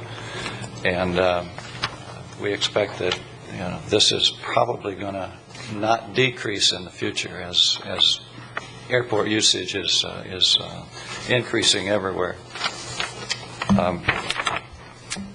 There's a lack of official means of communication, as Mr. Davis has indicated, that we can't sit on city committees living outside the city. And I didn't know that until Saturday at the museum when I ran into Dale Simchek, and she informed me of this. But there's a lack of communication, mechanisms of communication between the North County residents and the city of Sebastian regarding the airport usage and the traffic and traffic patterns as well as traffic activity.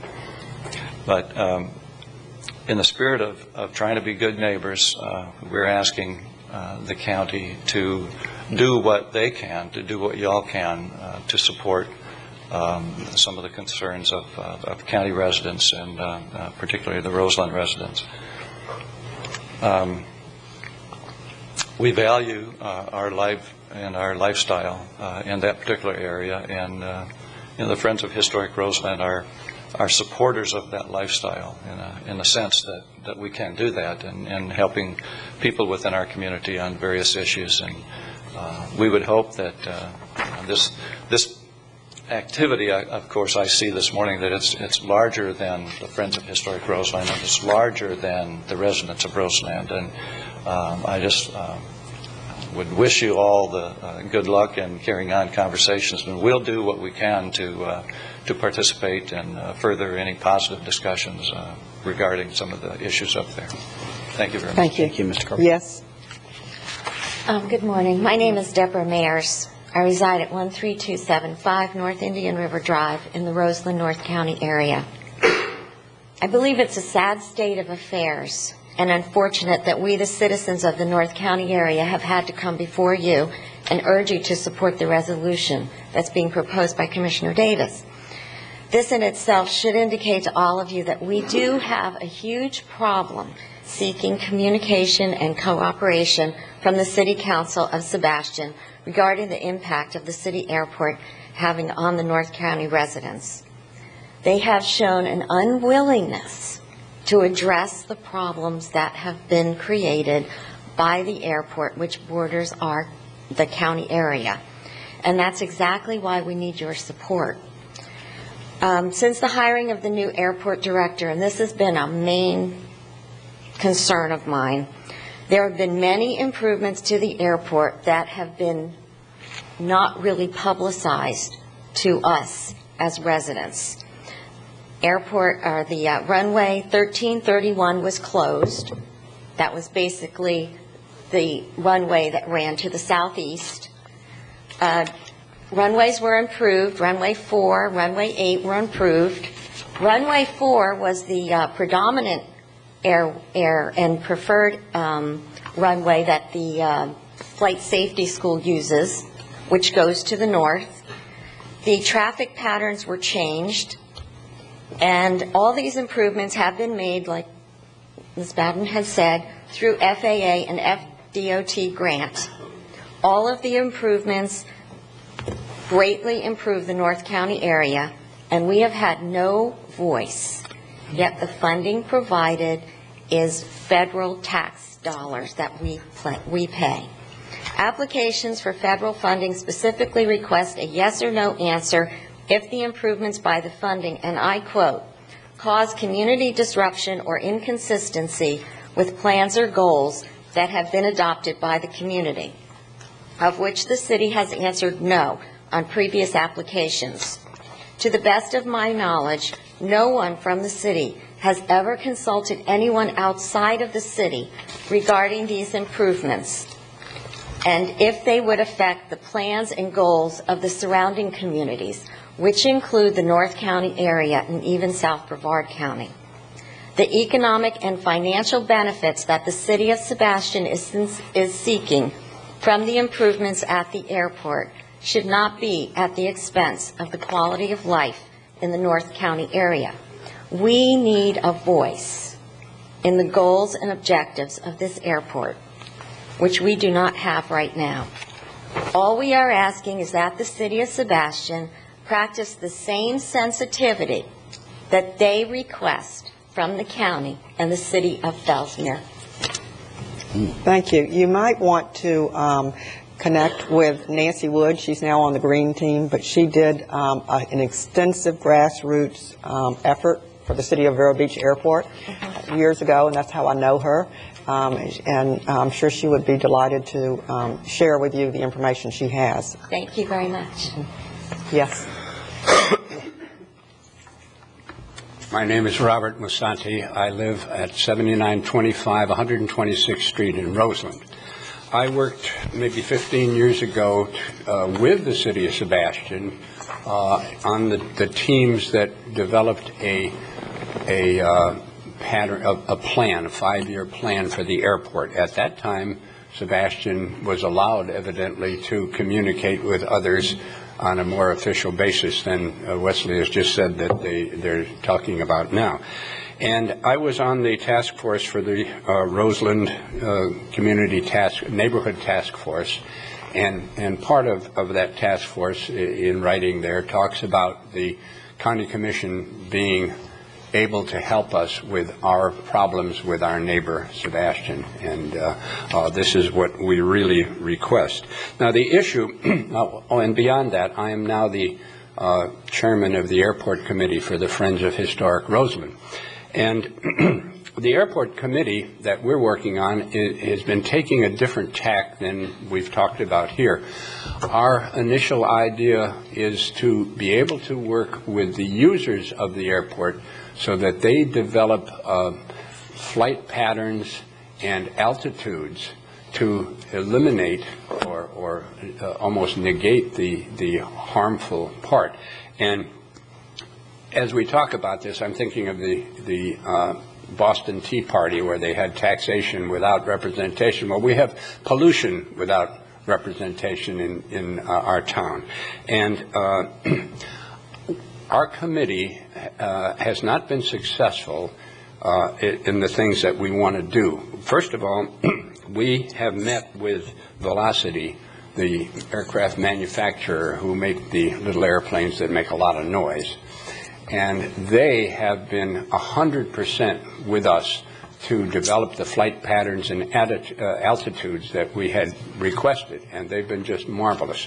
We have not been able to talk with the other users. Now, first of all, the users of the airport who have their planes there, the non-commercial people, these people aren't a problem. They take off from the airport and they just fly away, and they come back hours later or days later and land. They are not the problem. It's the commercial users, and the commercial users are flight safety training of Vero Beach, Silver State Helicopters of Melbourne, Skydive Sebastian, and Velocity, who I just mentioned. Now, we have tried to get a meeting with flight safety to talk about this possibility of runways and altitudes and so forth. And they have been unwilling to meet with us because their contention is that they meet with the airport director of Sebastian, and that's all that they have to do.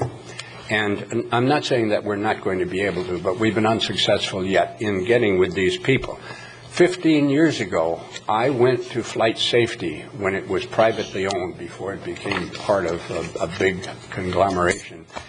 And I went as an individual, and I talked to the fellow whose name escapes me, but I suggested these flight patterns and altitudes to him. He says, that's no problem. We'll do that. And they did that for many, many years. But over the years, this has deteriorated back to what it was. And so we're not able to communicate with these people. But if we have the support of the City of Sebastian, the support of the County Commission, and our people in Roseland, we can in some way instill upon these users the fact that they need to be more friendly to us.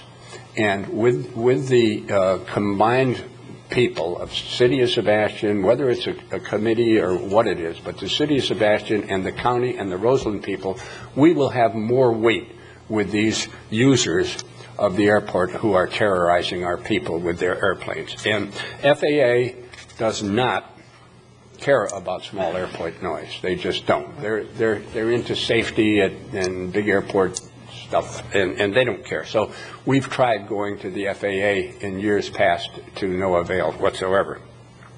So that a Roseland Sebastian County Committee has the potential of helping us develop these flight patterns and so forth. We're not going to get rid of flight safety. We're not going to get rid of any of these people, but we can try to get them under control so that they work hard to help us be user-friendly. Thank you. Thank you. Anyone else like to speak?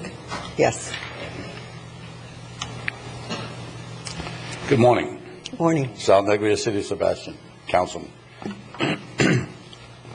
I can understand the concerns of the people getting up here, because when I first moved to Sebastian, the planes were coming over my house continuously. But for some reason, I just turned a deaf ear on them, and to me, it seems they went away. But of course, we changed the flight pattern. But having a letter from you all to City of Sebastian for this committee, this advisory committee, first of all, would probably have to go under the Sunshine Law. We don't know if people outside of Sebastian could be on this committee because they would have to be citizens of Sebastian. What I would propose at our next council meeting, and Mr. Wheeler said he spoke to Angie already, which shows that we haven't discussed this, or I. I'm sorry. That's all right. That was I just want good. to clarify That was good. I was going to suggest that we would have every 6 months, or possibly, as one of the ladies here said, maybe every 3 months, we would meet with these people. People of Sebastian, people of Roseland, and whichever other area, and discuss what's going on there, and take time in between to probably alleviate any problems there are.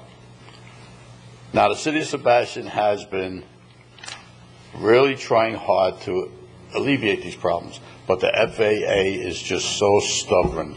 They just, no matter what we try, Joe, our airport director, what do they tell him? You have no control over this. He doesn't have any control over it. He tries.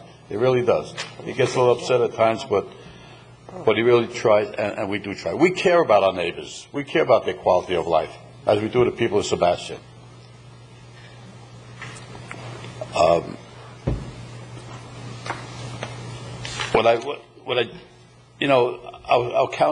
city manager and the airport director, and I think they've tried very hard in an attempt to communicate with the people who are concerned about these issues. These issues are not new. These issues have been so darn long that we try all through the years to communicate with the people, try to make things better. We've had problems on Roseland Road. People from the Roseland Historical of Roseland, they came to us. We met. We discussed the traffic on Roseland Road. We discussed the airport developments and whatnot. And we've met. We discussed, and I think we came to some nice conclusions. And most of us were satisfied. Not all of us, of course, but I think it went in a good, positive way. What we've done, we've tried to change the flights so they would have quicker ascents, so they wouldn't linger over the homes. They've met with the flight schools, and they've discussed them, and they met with the helicopter people. And as I understand, I heard, hopefully it's true, that Silver State of Melbourne, the helicopter is leaving us. And they're leaving, I understand, supposedly leaving Florida. So maybe that'll be no more helicopters. But what I would like to say is let Sebastian make this decision. And I'm sure we'll discuss it. I know I'll bring it up, and I'm sure now that I know that Andrea discussed it, we'll probably bring this up to meet with these people at intervals where we can work things out. I mean, there's only so much you could do. There's only so much that we're allowed to do, other than shut the airport down, and damn, we're not going to do that. I don't think FAA would let you, because now they... No, they probably won't. And I don't think anybody really wants to shut down the airport. That's not the issue. It's just... It's a community asset, absolutely. You know, and we're here to work with people. But we have an airport. We have a businesses there. You know, we're trying to work with the state and everything. And they nail you on all kinds of subjects. You know that. So if you allow us to make our decision at a council meeting, hopefully the people will come to the next meeting, we'll discuss it, and I'm going to try to get it on the agenda, and that way I think we can work things out neighborly. There's no reason why we can't. Madam Chair. And there's no animosity amongst us, of course not. I meet with these people, and we're pretty friendly, I think, and I can't get their vote, but I'm their friendly. So, well, that's the first start. I just want to let you know how I feel about this, and probably, I'm sure, most of us on the council will probably go along with working hard. We have in the past. We have. They've come before us, and we've had many discussions up at the council. It's not that we have ignored it. Thank you. Thank you. Yes, we'll start over here, Commissioner. No, Madam Chair, I think that a committee or workshops, however you want to call it, I mean, basically what I really think is key here is the educational process. And I understand exactly what Mr. Negley is saying. You know, if flight safety is it's not doing what they're supposed to, then maybe there's not much we can do other than just sit down and say, hey, is there any way that you can, you know, go out further to bank or whatever that, you know, I understand they're banking over the top of some of the houses. I'm not even sure they're allowed to do that. I don't know. I'm not an expert in airport noise, except for I know what an airplane sounds like. So, but this is a start in the right direction as far as trying to address some of the concerns, because it's been numerous people call me. And basically they're sitting in front of you today. Commissioner? Madam Chair, thank you. I'm greatly encouraged by the open line of communications that occurred over the weekend, because Vice Mayor Neglia did discuss this and did say that he was going to be committed for an open line of communication directly with the residents of Sebastian and the residents of the county, and was going to encourage a workshop at a future meeting. I'm glad that can take place. I do support committees. I believe the citizen input is the only way through this process. There appears to be a lot of challenges. I've sat in on some of the City of Sebastian meetings, and there are challenges with the airport, and as well as I was assigned that area as a deputy, and I most certainly had firsthand impact with the challenges that you're affronted with, as well as I am a City of Sebastian resident. And I will be happy to attend the meetings, and I'll look forward to that being on the agenda. I just want to say, one of the things that had me so concerned and what prompted me to really push for this with Mr. Davis was that at the last, I believe it was the December 12th City of Sebastian meeting, it was stated by several of the city council members that they were not in favor of having a committee to hear our concerns. Now, I have been emailing with all of them for quite some time. I met with the city manager. I receive emails from Mr. Griffin all the time and correspond with him. I didn't feel that there was an obstacle regarding our concerns until I watched that last city council meeting, where it was stated by everyone just about, except for Dale Simchek, that they were not in favor of any type of meeting with us. Now, that's a far cry from what Mr. Neglia just said. So I just want you to know that I'm not coming from left field here. I have done my homework. I have researched things.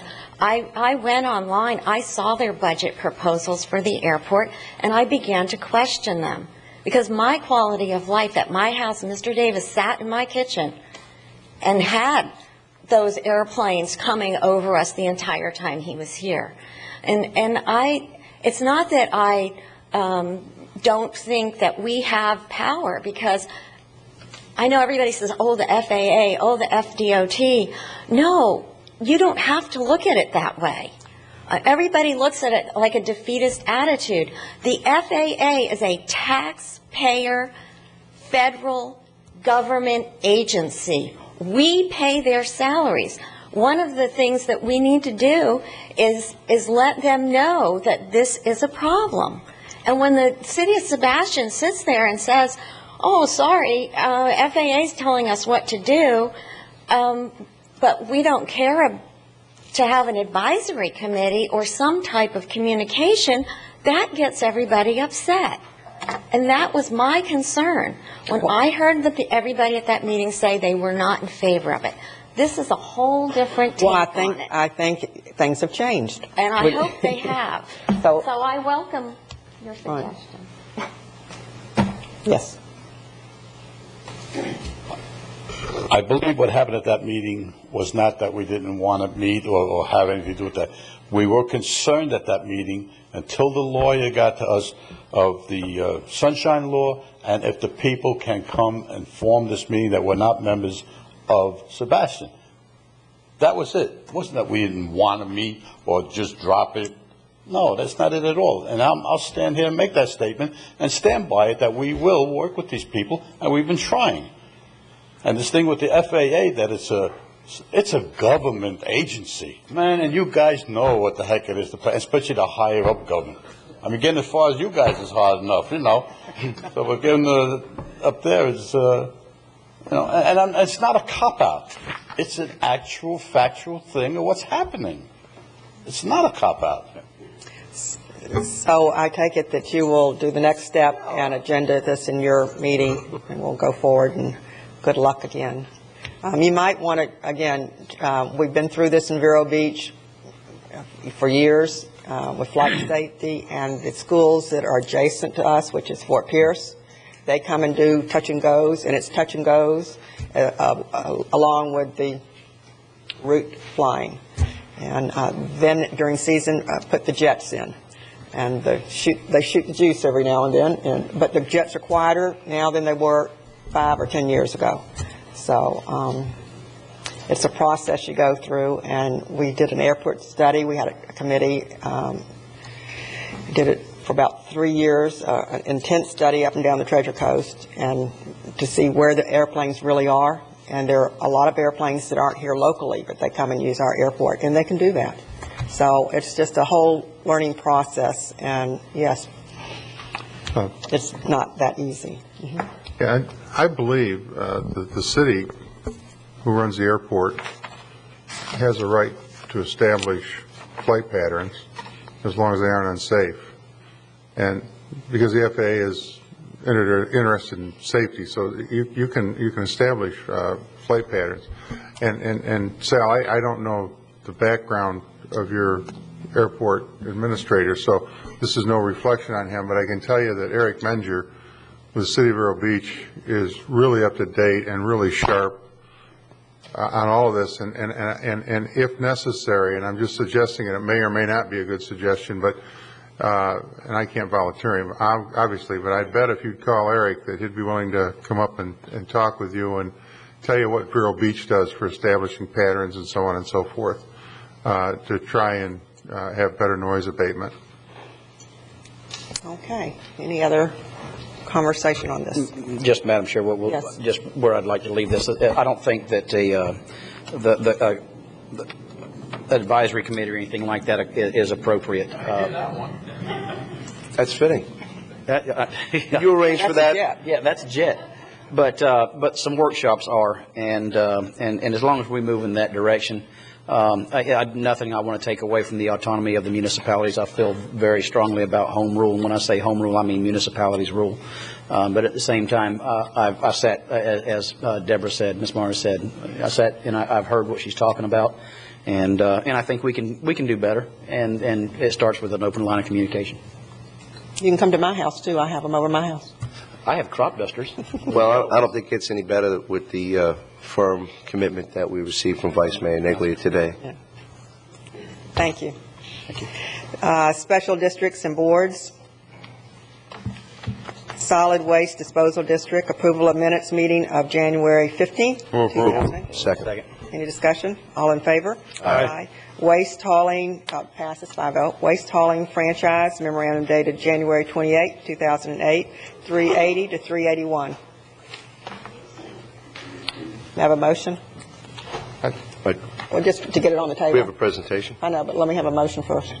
To do what? To get discussion. Well, staff gave us four options. I know. I understand that. I'd like to hear from you before I make a motion. Okay, go ahead.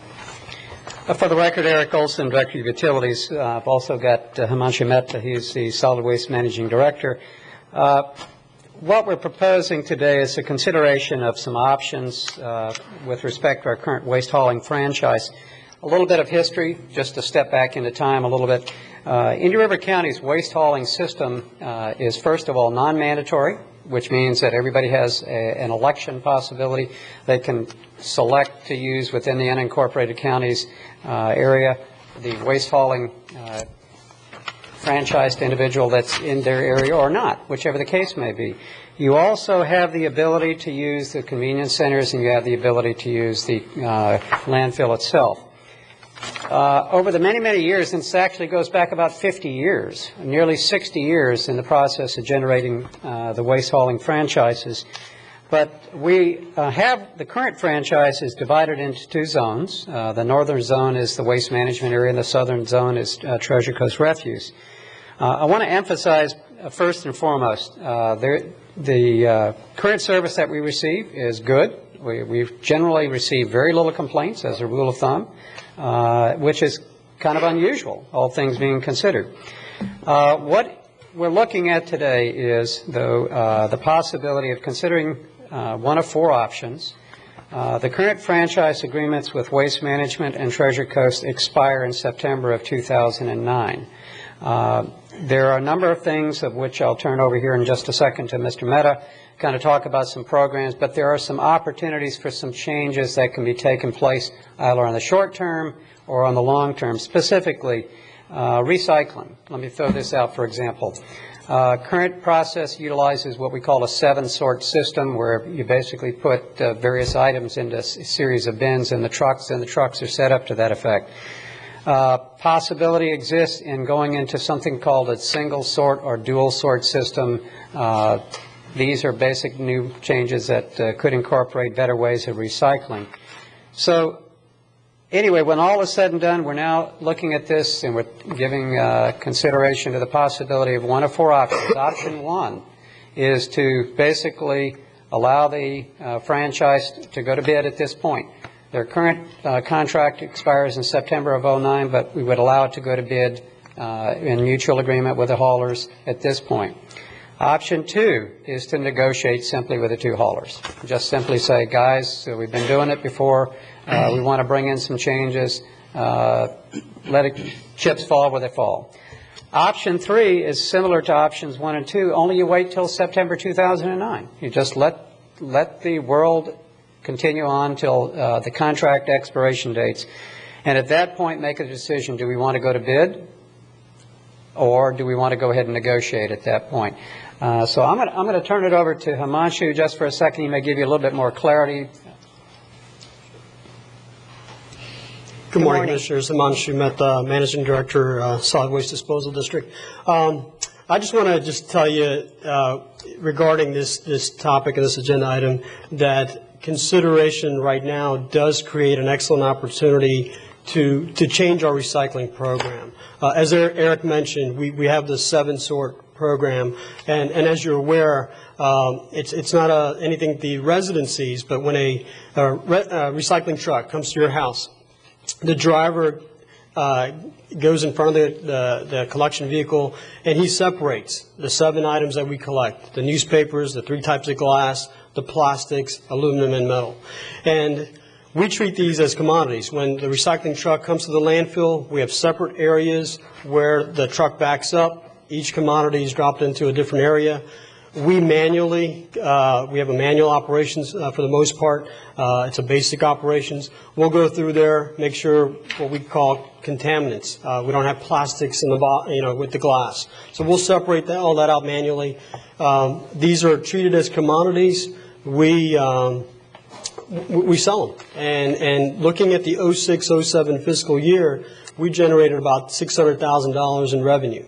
By selling these at a top dollar, and the fact that we can separate all these things out. We can send glass to a glass recycling facility. We send our paper to Dublin, Georgia. So it goes right from our facility all the way to Georgia to a mill up there. So we get top dollar for our commodities. What it does create, though, is creates some limitations at the curbside. And that's why, although our recycling program has been great, in the short time that I've been here and our previous management, have been getting requests by residents that come from different parts of the country and say, hey, back home, I recycle all this other stuff. Why do I come to Indian River County and I can't recycle all my plastics, 1 through 7? I can only recycle 1 and 2. And our answer right now, and this is the point here, is our current system, our current contract, and the way it's set up is the 7-sort program. When a recycling truck comes to your house, if we allowed and opened up to the other plastics, that truck would fill up. He would have to stop his route, go to the landfill, empty his truck, and then get back on his route. And so the future of recycling, as we look at other cities and communities throughout Florida and the country, they're moving away from these sorting at the curbside. And what it does is great benefits to the residents. It'll allow residents to recycle more products. We can open up to the plastics 1 through 7. There's other type of paper products that we can expand to, which the residents want. What it would do is again, it would be a benefit to the resident. at the curbside, what it would do is it would create efficiency on the driver. He no longer has to sort. He can just pick up the recycling bin, throw it in the truck. The dual stream that Eric mentioned, simply it is the paper, the fiber products are still separated at the truck, and everything else is mixed together. Now, what it will do for us is, as I mentioned, our program at the landfill is a basic operations. When everything comes in as mixed, we no longer would be able to send the different products to the recycling facilities and get the top dollar for it. I have visited a dual stream facility in Polk County. It's operated by SP Recycling, and all of those mixed commodities would go to a place like that. This is a $6-7 million facility. They would separate all these items out, and then they would market those. The other facility is owned by Waste Management, operated by Waste Management in Orlando. It's a single stream facility where the newspaper is also mixed with all the glass, plastic, aluminum. They have a facility that will separate all that out. So it would change the way we have been doing it. Now, how would it impact the revenue? When you look at dual stream recycling, I anticipate about a loss of $150,000. Going to a single stream, it'd probably be a little more than that.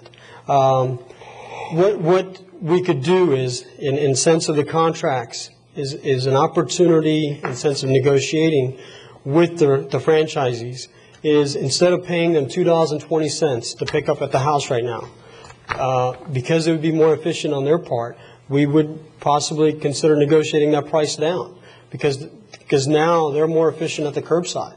They don't have to stand there for 5-10 minutes separating everything at the curb. So it would make them more efficient, and it would give us an opportunity to maybe negotiate that price down a little bit. So that could help offset the little loss in revenue. But again, the benefits is to the residents. They would be able to expand, and they would be able to collect more stuff at the curb. Also, a great benefit to the landfill. We would be able to keep a lot of these things that our people are throwing away that they want to recycle. We would keep them out of the landfill. So I think it's a unique opportunity to change our recycling program. And either we could look at it now or in '09. So one of the things that as the residents get older, if you could pick it up, those who request, if you could put this part in, factor this in, to the side of the yard, they can't take it all the way out. Sure. It gets very heavy when you're talking recycling multi things. Yes. So that needs to be looked at in areas that request it, if possible. What we've seen other communities do is they have looked at changing their collection bins, going to a more of a cart system. With the wheels on it and with lids on it. City of Tallahassee, they have what they call a dual stream container. It's on wheels, and the residents, seem to like that. There's also the single stream. It's just one container. Everything gets thrown in there. Also, in our franchise agreements, residents that have special needs and whatnot can contact the haulers and make those arrangements to get some extra assistance. So, I'd like to point out there's a few other things. The reason we're considering looking at, we've had other companies that want to get in the 20-yard business that can't. They've all talked to you, so we would like to make it more competitive. I think I don't want to, as I think we owe it to the citizens, just not to sit down and negotiate with existing haulers. However, if the price is coming high, we'll keep the contract we've got in effect now. But I've had minorities, I've had other people who want to get in the business in the 20-yard that cannot, and we'd like to look at all that. We've also can look at doing it different, but I suggest we do go out. We owe it to our residents to try and get the best price. If we can't get it settled, we keep the existing contract. But I think we should go out and test the water, see if we don't get better prices. So you're recommending number 1, 2, 3, or 4? 1. For the record. I'll make a motion that we, staff recommendation number 1, which is to open the current contracts over for bid at this time rather than waiting for expiration. May I have a second? I'll second that for discussion. Discussion. Any questions, Commissioner? Yeah, I think there's, I know a couple people are in the audience that want to address that, and I don't know if y'all got the email late yesterday, but at least recently down in Palm Beach County, they put their hauling out for bid, and the average price more than doubled. and that gets passed on to the residents. I think we just need to hear that before we move forward. Well, I would anticipate if we go out to bid and we set up the system we want, that we've still got the option to, I mean, it's got to be better than what we've got, or at least as good, and we've got the option not to accept it. And wait till September. And wait until 09 if we have to. Yeah.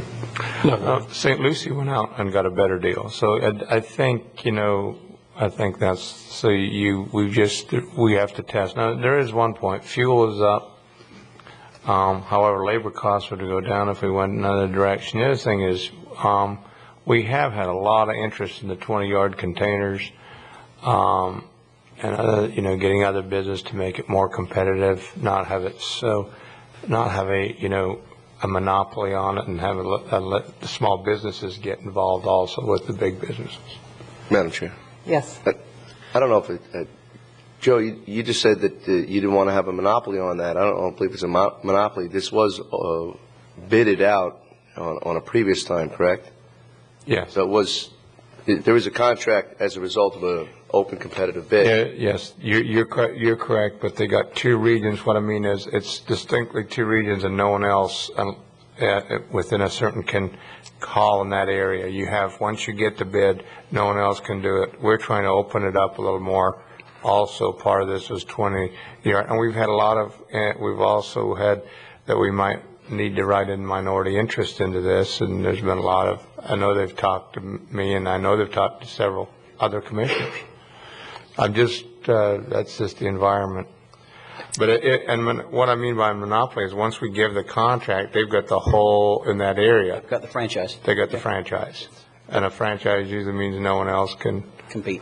Yeah. I do share some other concerns as far as Mr. Mehta, how prepared are we to shift, realizing that there's a possibility of negotiating contracts now.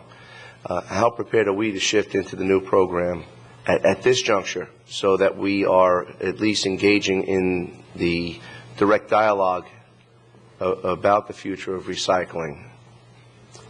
With our program out at the landfill? Yes. It would take some transition. However, predominantly the main option is when the material comes in, we would haul it to either Polk County or Orlando. So it's mainly a loading all the commodities into trucks and having it shipped out of county. So we do some of that now. It would be just on a larger scale. But in sense of what I envision is some maybe in sense of public workshops and getting some more input from the community. But if we change the programs, I mean, it would depend on in sense of the recycling. I think a lot of these the haulers that we have now in other parts of Florida, they do single stream, they do dual stream, so they can make modifications to their trucks to go to a different recycling program. That's as far as the trucks, but do you anticipate a physical plant adjustment to shift to single stream?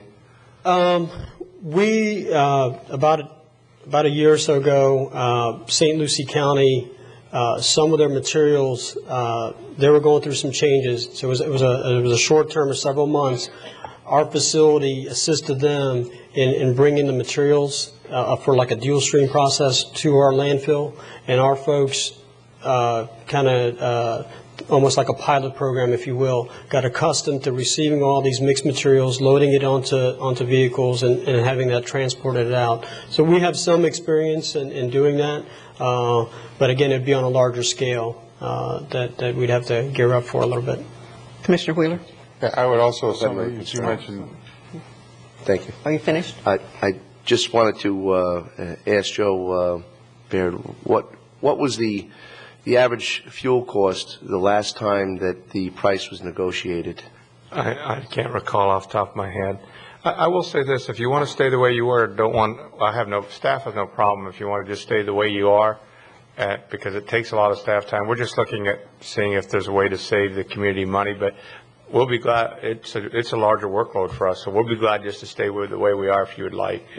Well, no, I just share a concern that it was well over 2 years, and the price for diesel fuel, which most of the trucks operate on, was less than $2. It was about $1.79, and now I believe diesel fuel is running more than gasoline. $3.35 $3.35 to $3.45 a gallon, and it's actually starting to decrease, and I don't necessarily know if moving the negotiation this far forward is probably in the best interest of the county, as the market is extremely volatile. No problem. We'll save ourselves staff time, and we don't know if it would get a savings or not, isn't it? That's one county commissioner's sentiments. I feel it's a bit premature.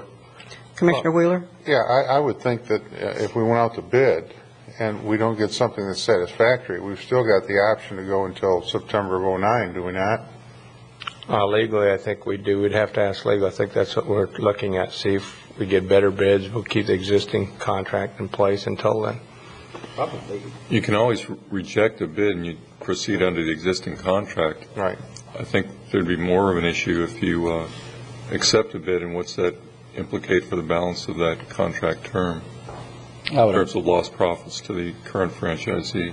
I would imagine we're probably going to be until September 2009 before anything's implemented. Put together, yeah. The other thing, Camacho mentioned losing about $150,000 roughly, he estimates, in income or revenue. But I would also think that, there's got to be a savings for what we're not putting in the landfill by using the double stream, and that's got to have a value. So it probably, I don't know if it would compensate or offset it, or even actually save money by doing that over the long haul. Thank you. At this point, we'll listen to the audience. Yes, ma'am. My name is Denise Arnold, Arnold's Cleanup. My concern is, I understand all this is recycling. What about the small haulers that are doing C&D that years ago the franchise was you could not have a dumpster over 15 yards, and now they're talking 20 yards. We all had to comply. What's going to happen with that? Madam Chair, probably what's going to happen with that is they'll give us a price with the 20-yard exclusivity clause, or the one the way it is now, I would imagine. How much, Eric, would one of y'all? So 20-yard dumpsters will be allowed to go into the landfill before they weren't. If I wanted to buy a 20-yard dumpster 3 years ago, you recall, I wasn't allowed to. As Denise, again, Eric Olson, as Denise remembers, years ago, the franchise for these C&D roll-off containers, that's what we call the big dumpster containers, was literally locked up within the two franchise haulers. What we did this last franchise agreement time is we negotiated a process that allowed for the small haulers, such as Denise with Arnold's, and there's a plethora of other ones that are part of the same process, that allowed them to get into the business. And in getting into the business, we allowed them to go up to, but not exceed 15 yards. Some of the comments that I've heard over the last year or so with the changing economy has been, there's not much C&D going on. There's not a whole lot of work taking place. There's not a lot of activity. We would like to expand our business. So to answer your question, one opportunity, if we were to go to this point, would be to talk about expanding the roll-offs such that other people beyond the franchise holders would be able to go, such as yourself, would go to 20 yards. This is a dual-edged sword. Let me talk about something that came in to be a little bit of a problem, as Denise may also recall. The franchise haulers, Treasure Coast and Waste Management, collect on our behalf a 6% franchise fee. In other words, at the end of the month, they go through their general ledger, whatever they've accrued in dollars for the month, they go through the process, and they pay us 6% of whatever occurred. And we tried that with the very small haulers. Now, there are some people, clearly Denise and Arnold's is a little bit on a higher level with respect to this process. The difficulty we found was that these very, very small haulers, they just went berserk trying to figure out how much did we do last month? How do we pay our 6%? So we finally came back to the commission. We literally threw up our hands and said, well, for these 15-yarders, we have to just give up on it, because there was no process that was practical to be in a position to do that. What I would caution that there's a good and a bad to this thing. The good is we open the franchise capability if we were to negotiate for the haulers such as Denise and others to go up to 20 yards. But what I would ask is that we be in a position to ensure that we not lose the 6% franchise fee, that whatever we negotiate in the process captures that back into the system. We don't want to step backwards in time and lose general fund revenue in doing so. So my question would be, would everybody, if I went to 20 yarders, I would be included in the franchise and pay the... My recommendation, the first step in the process would be to acknowledge that we would go into either bidding or change the contract. That had to get to the first step. Okay. Assume we get to that first step, I would recommend to the Commission that we be in a position that would say those people that are collecting the roll-off containers would have a mechanism to capture the 6% franchise, just like the other people, so that we have an equilibration and we don't lose revenue for the general fund in the process. So all haulers, no matter what That would be my size recommendation. your dumpster is. Now, I'm practical enough to know that, as you recall, how do we get to that point? Remember, it didn't work. It was very, very difficult. Yeah. So I throw that out as just, the good part is it gives work to other people in the community, and that's a plus. Because let's face it, the C&D business has dropped off, as she'll tell you, has dropped off here this last year. We just don't want to throw the baby out with the wash. Whatever we do, if we do that, we want to be in a position to make sure that we don't lose that franchise agreement. So we have to come up with a mechanism, and I'm sure there's some... Here's what I'm looking out for all of us that are in Indian River County. Right. So if you open that up, if you open the 20-yarders up to anybody, people from down south are going to come up here, they're going to collect their stuff, and you know as well as I know, they're not going to dump it at your landfill. They're going to take it back down to where they came from. So you're losing. That's what happened last time. They would come up here, get their stuff, charge the people here, but take it back to their landfill and avoid paying the... And that, there's no doubt about it. That's a downside of this thing. We lost on both sides doing that. But I would maintain the good news is that what we were able to negotiate in the process, people like yourself and many, many others were able to get into the business for the first time. We complied with it, right. But as you recall, there was a list of 200 people, and somehow only 20 of us were complying, and the rest of the people somehow wound up exempt. And nobody knew how they wound up exempt. So I'm paying my franchise, if you recall. So I took offense to it. Yeah. So I take offense to letting somebody from down south or somebody from up in Brevard come to our county, take what they're going to take, charge the people here, and then take it back to their landfill. I don't think it matters where they're from. If they utilize our roads to pick up, they have to pay the franchise tax. That's an enforcement issue. They can't. There's no way to enforce that's what she's saying, though. Well, I think you could find it that they'd have to be licensed to do business here and try and enforce it. I mean, it might be hard. It might not be easy practically, but I think we could look at it. Let me say one thing, that with the economy down, one of the reasons we're looking at solid waste lot clearing revenues down, a lot clearing debris away down, debris is down. So my revenue stream in my landfill is down considerably. That's why we're looking at everything, to get ready for this next year, that we were going to have a very hard year. And, we're just looking at things that doesn't matter. In this case, we're saying, go out and look. If looks like it's not going to work, we'll stay with our existing contract. But we have to look. Same as privatizing, the same thing. And it's not something it's the environment we're in. It's not a pleasant situation. All Ms. Arnold is saying is the enforcement issue of the franchise fee, whenever you have somebody other than the franchise haulers doing it, is almost impossible to enforce. Is that what you're saying? A 20-yard dumpster can come into the landfill, and you could sit there every day. I have, and watched a 20-yard go in there. The girls at the scale house have no idea who they are, that they're not even supposed to be in there. It's not their job, it's not their job. It can become their job because we can get a sticker. It's not, I know we can do a little different. I know what you're saying, but they're not trained. They just look at the, okay, there's your number, I'm charging you, go ahead in. They don't know the difference between a 20-yard dumpster and a 10 or a 15. I don't even really think that they care. They just want to get you through that line, just get you through the line.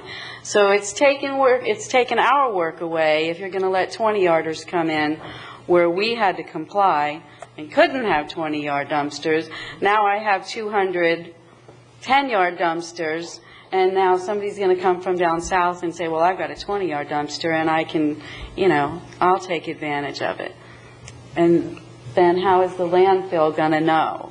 How are they going to know that this guy's got this 20-yard dumpster here in Sebastian, and he fills it up, and he takes it back down south? He's not going to pay. He's not going to pay you. The franchise fee. The franchise fee, right. Okay, thank you. Yes? So that's... Hi, yes, to echo several of the things, I'm going to answer yours.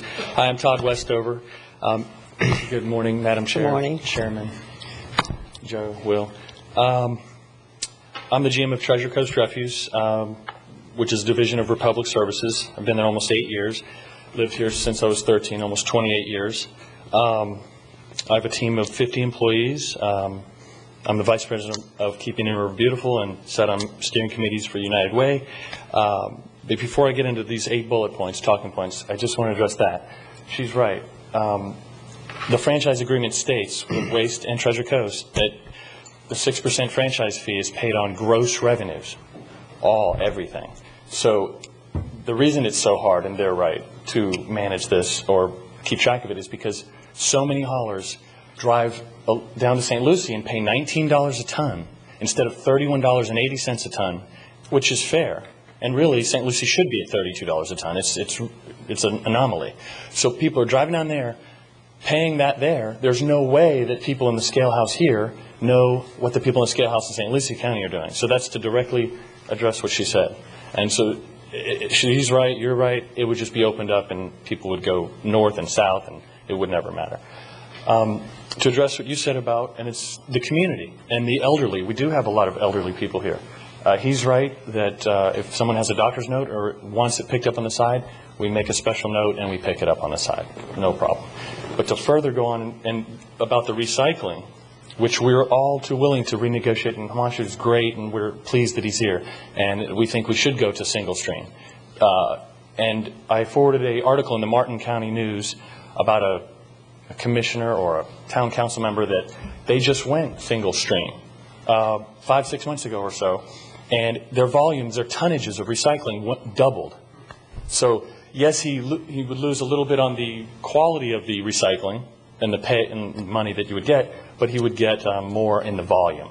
And so, and here's how they did that: they got a cart with wheels, so that eliminates the elderly having to worry. They just balance it and walk down, and everything's great, and they throw everything in it. And here's why that makes sense: because now people don't have to think, and you know how Americans are. They just throw everything in that's recycling, and that's it. And that's why it's been so successful, these multi-million-dollar recycling centers over in Polk. Okay. To get to my few points here. The main reason I'm here is because my responsibility to my employees, their families, my family, the community.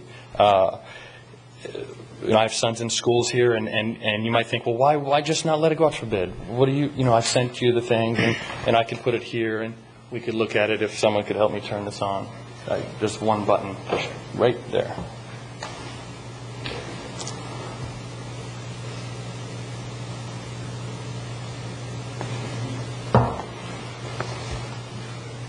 In any event, while I was doing that,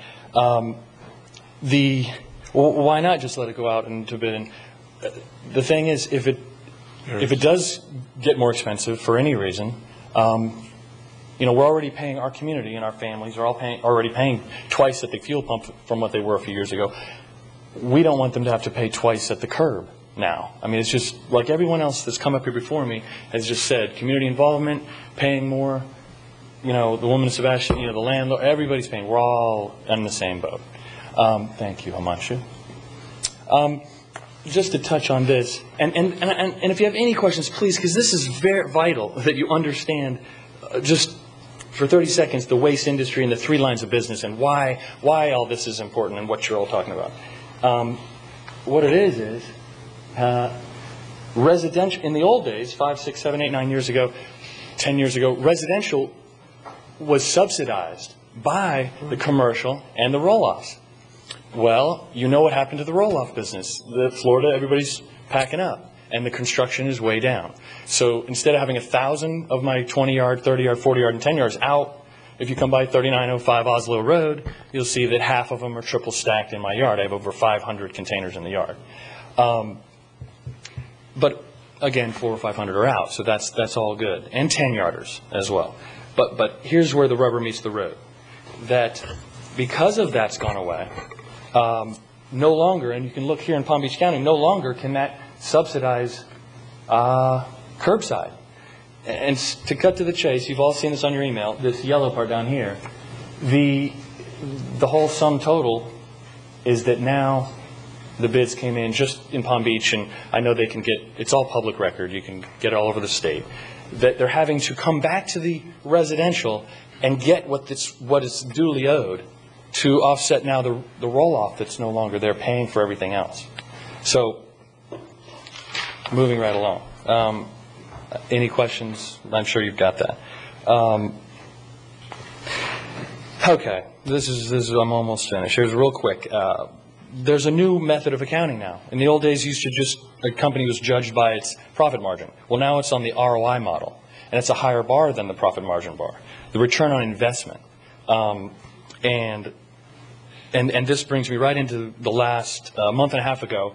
Indian River Shores was going to do the same thing. They were going to go out to bid after a 30-year contract with their local hauler, Treasure Coast Refuse. They originally felt the same way as Joe did. Let's go out for bid, and find what we can find. But after research for the town manager and the town council, they found that that's not the case. They checked around the state, and they voted unanimously to renegotiate with Treasure Coast Refuse and ultimately signed a 10-year contract. And then these are just a few reasons why they did that as well. Their priority was public safety. It was and is public safety. Yours is as well. Treasure Coast Refuse 6 months ago received the highest safety audit grade ever given to a Republic division. And it's a Fortune 500 company. It's the third largest waste company in the nation. We're in 21 states. So you have a diamond in the rough here in this division. And it's my job to let you know that that's the case. And no other division ever got the same grade. It's not just where they're given the highest, but no other division tied it. So I'm obviously very proud of that. And it's also worth mentioning here that 3 years ago we won the most improved division of the year, and then 2 years ago we won the division of the year. Last 2 points. Our drivers are safe and our crew is safe, and other little haulers, God bless them. They got to do what they can do, and they have to pay the bills. But Treasure Coast Refuse holds a morning safety meeting every 14 days, and always has. Plus, no one is hired without passing a hair analysis, which detects up to 6 months prior drug use of 5 different drugs. We don't stop there. Each and every month, we have an independent contractor send us a batch of names from our division. Those employees are random drug tested through a urinalysis process. So yes, we're very safe, needless to say. Last point on Indian River Shores. They didn't want to be serviced by a company also that said something up front and then turned out to be different, and that might possibly have been breaking the rules, and that would lead to more problems in the future. And I have public record here from not a year ago, 3 years ago, but 5, 6 days ago, a government correspondence and a public record. This is key to what you're about to vote on. Okay, and here it is. Here it is. It's my great employees of the government, Kelly from Code Enforcement and Himanshu Mehta, which is a great asset to the county. It's where Himanshu is asking her to look into some illegal different locations where some people are not paying 6% franchise fee, and they're not doing the proper thing that your haulers are now and have been for decades. But I'll move on to the reply, which is key, and that is, I will go there tomorrow, and I'll make the inspection of 2 locations. I'm also talking to Roland to see if maybe we can bring them back to Code Enforcement Board to see if we can raise the fine from $250 to $500. I will let you know as soon as I talk to them about this. This, you've got to read between the lines. This indicates that they've already been brought, and that no one, and you don't hear Code Enforcement Boards ever saying, let's raise it unless there's habitual offense. And then you'll see what happened at the last, right here. And, you know, it's just unfair that some people have to do, you know, pay all the 6%. By the way, last month we paid $21,000 to the county in franchise fees. And every 3 months we bill our residential, so it hiccups to $40,000 on that month because we have more billing. It's gross revenue. But here you'll see that, yes, they went there, and certainly enough, it was violated, and they're going to be paying, and this speaks for itself. And my final point is, in the hurricanes, when they came, you have a company that has assets to bring to bear on your community to protect and give containers of all sizes. And you might have heard the misinformation that, oh, well, they didn't have enough. Waste and Treasure didn't know.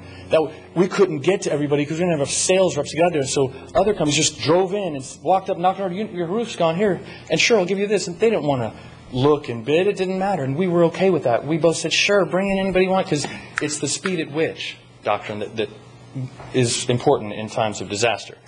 And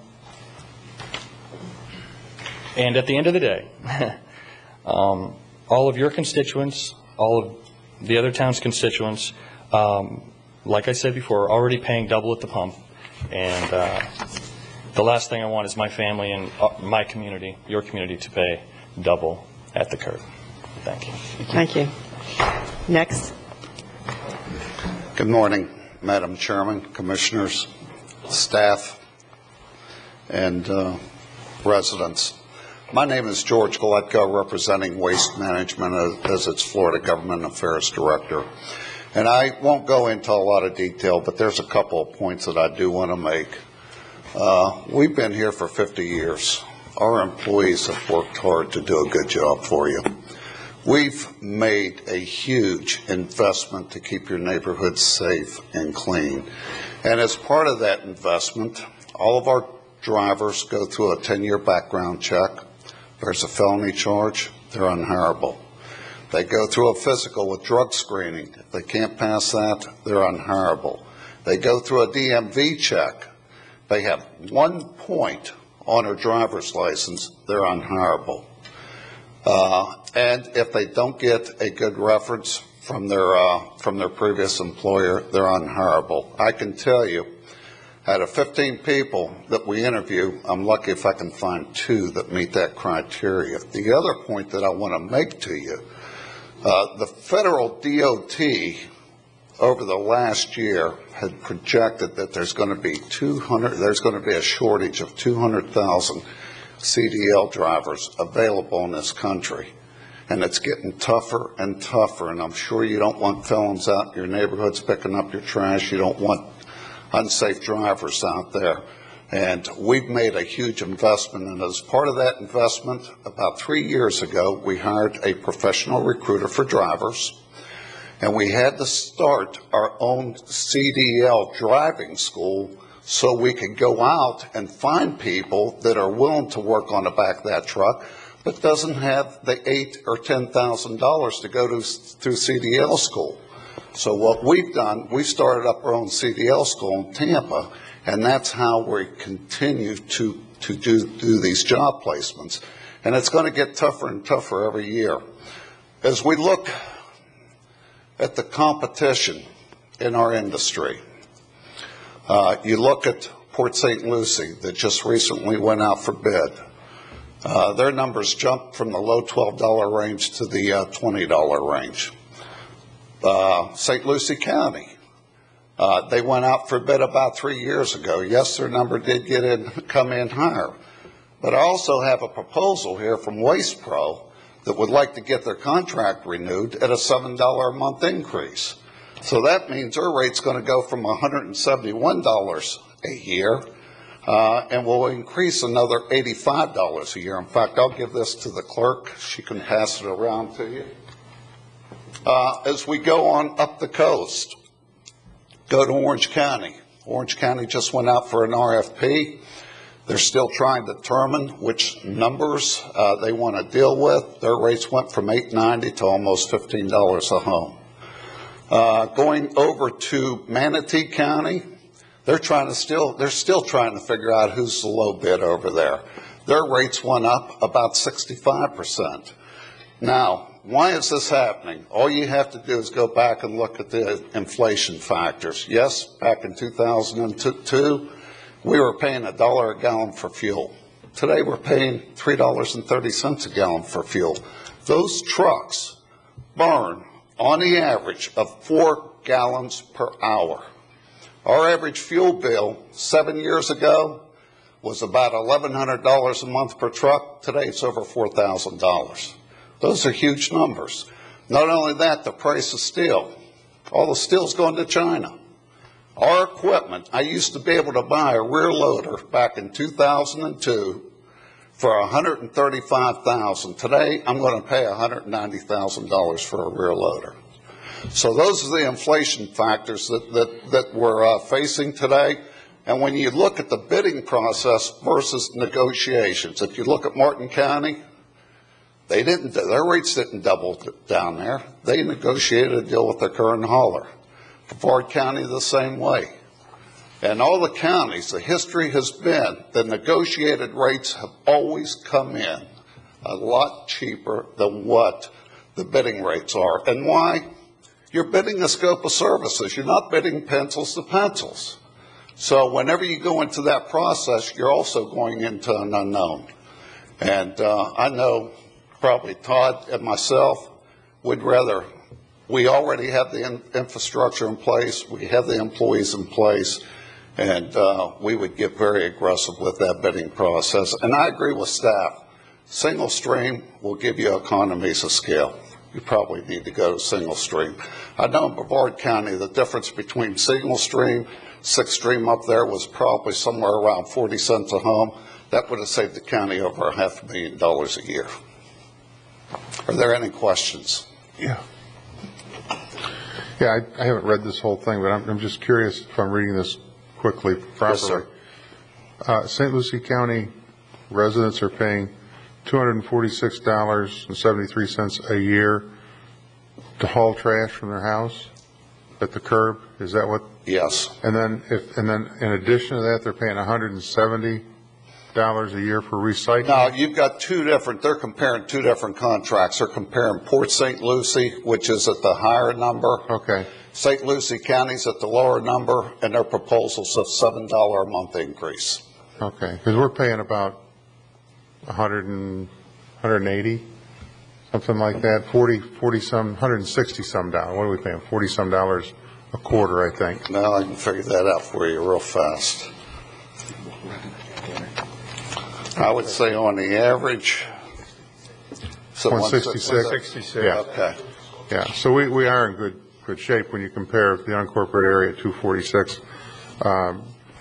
But you know, when listen to all this, and I've got no complaints with my personal. I can't think of hardly a complaint I've had in 3 years for either company. So it's not quite. It's just a matter of, can we do better or can't we do better? And I think that's what we need to look at is what those options are. All right. I'd like to bring one other thing to your attention. Hillsborough County in 1996 went through that same process. Chairman Chernick, which I'm sure all of you do know, was a new commissioner at that time and pushed for the bidding process. And if you would call him today, he would tell you, if your price is fair and you're comfortable with your service, I would not make that change because they're still dealing with garbage issues 10 years later. Mm-hmm. Commissioners, let me say a few things. There's a few things I'd like to correct. That during the hurricane, we had national contracts, and these gentlemen came to us and said, hey, we want part of the action. We're already here equipment. We can roll quicker. So will you utilize this? We extended the franchise at their request. It wasn't we wanted it. They wanted it. So that was, and it helped their business, and they had the equipment in. But they came to see us. We had national contracts for the time of disaster. We worked them in, and we're legally allowed to because they were franchised. So we worked them in on that basis. They wanted the business. It wasn't that they saved us. I just want that clear. It's kind of reversed. That one kind of upset me a little bit.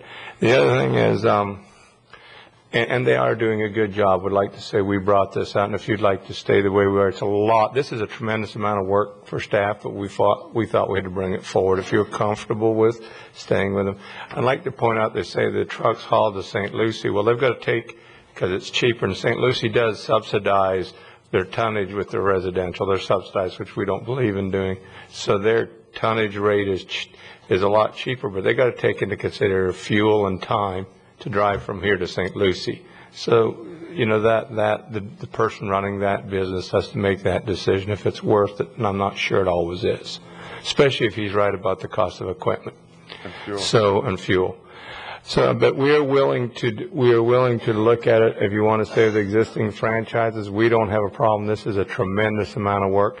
However, if you'd like us also to look at going single stream and negotiating with them, see if the prices would go down and utilizing them, we can do that too. We're fully open. I will say that we have nothing bad to say about either. They've both been actually great to deal with. They've done a good job in our community. We're just starting to look at everything due to the economic environment. So this is, if you feel like you're more comfortable staying, staff has no problem. All right, thank you. Thank you, sir. Yes. Yes. Madam Chairman, Commissioners, again, I come to you as humbly as I know how. With a name. My name is Audrey Rigby, Capital Sanitation. Thank you for asking, Chairman. And I just want to ask, why have I been forsaken? You've got some good presentations by two haulers, but there's some things in this contract that I think that Joe Baird and Eric Olson, who I adore a lot, believe that this should go out for bid, and I'm going to name a few. In the present contract, it calls for small/minority participation. We went to the two haulers and we asked for work, not once, twice. The first time I was told to get in their truck or get on the back. The second one I went to, he told me that he bid it for it, but clearly, like Eric says, I got to stack this tall, and I've been reading it for the past 4 years. There's no documentation showing that they bid it on anything. The present waste haulers already have a recyclable/white goods, and they get about $2 or what have you. For the last 30 years, this contract has not been out for bid. If you do the math, that's $60 million just off of white goods alone. $60 million. They get about $2.3 million a year. You multiply that by 30, and that's what you get. I ask you to consider that, and let's get a hauler in here that will be willing to work with minority contractors. Number two, I don't know if my brother wants to also address this. You could keep it just through creativity. Eric Olson is an engineer. Just do some technical work. You could just put the whole thing out and let it be mandatory pickup, even for residential. That would bring the cost down. There's ways to do it, ladies and gentlemen, but you have to be creative about it. If you want it to work, it can work. But enforce the language, no matter what way you go, enforce the language that's in the contract. And that is not what has happened. I don't know what it's greed or selfishness or whatever you want to talk. I respect them. Please understand me, because I believe if I was waste management, I would probably do the same thing. But you've got to infuse fairness. You've injected success for the other company. After 30 years, you know, obviously they'll be doing quite well. They can pay these fuel bills. They can pay to get trucks every 2 years because you injected success in the contract, and it's never been out for bid. Hear what I'm saying? 30 years, never been out for bid. Just white goods alone, $60 million. I'm not even talking about residential and roll-off. Just white goods and roll-off. I mean, white goods and recycle, I'm sorry. That alone. We're asking that you enforce the language in this contract. I've worked with Eric Olson. I've talked to Humashu. I've talked to Mr. Vito. I've come to you. I'm asking you to consider this. Please consider this. I think my brother might want to add a few other things, but those are the things that I'd like to interject right now. My name is Bill Rigby, which is I'm Audrey's oldest brother. I got a cold, so bear with me. 4 years ago, some of you was here at the council as commissioners, And some of you were not. I think Mr. Davis was just coming in when we came here before. And at that time, I think Ms. Adams was doing most of the negotiating. And they put a language in the contract at that time stating that we encourage small business or / minority participation. Okay, at that time, I met with Mr. Klecko. At the time, I don't think Todd was the manager of, no, Todd was not the manager, it was David. And we just wanted work. And that's all we have always asked for. We're not big as Treasure Coast. We're not big as a waste management. But the only thing we want is work. And if you give a person opportunity, when you give an opportunity, you can excel. But when you're not given an opportunity, you cannot excel. And what bothers me most of all, under the 1964 Civil Rights Act, here in Indian River County, if you go back and check it, you can check it yourself. You get a certain amount of tax dollars from the federal government. And under those tax dollars I feel, I might be wrong, but I feel there's an obligation for the council members, staff members to make sure that local / minority business get a piece of the pie. And if you check Waste Management, Treasure Coast been here for over 25, 30 years. And when you use the word encourage, it means that you make a start. You do something. They never did anything. Just like my brother said, they say, well, you get on the back of that truck, or you be a driver. I'm a businessman. I don't claim to have all the brilliant minds or the brilliant sense to do whatever, but I can run a business. I got to make this point, and this point only. Yes, we had the city of Sebastian. There was some bitter blood there, and things did not go well for us there.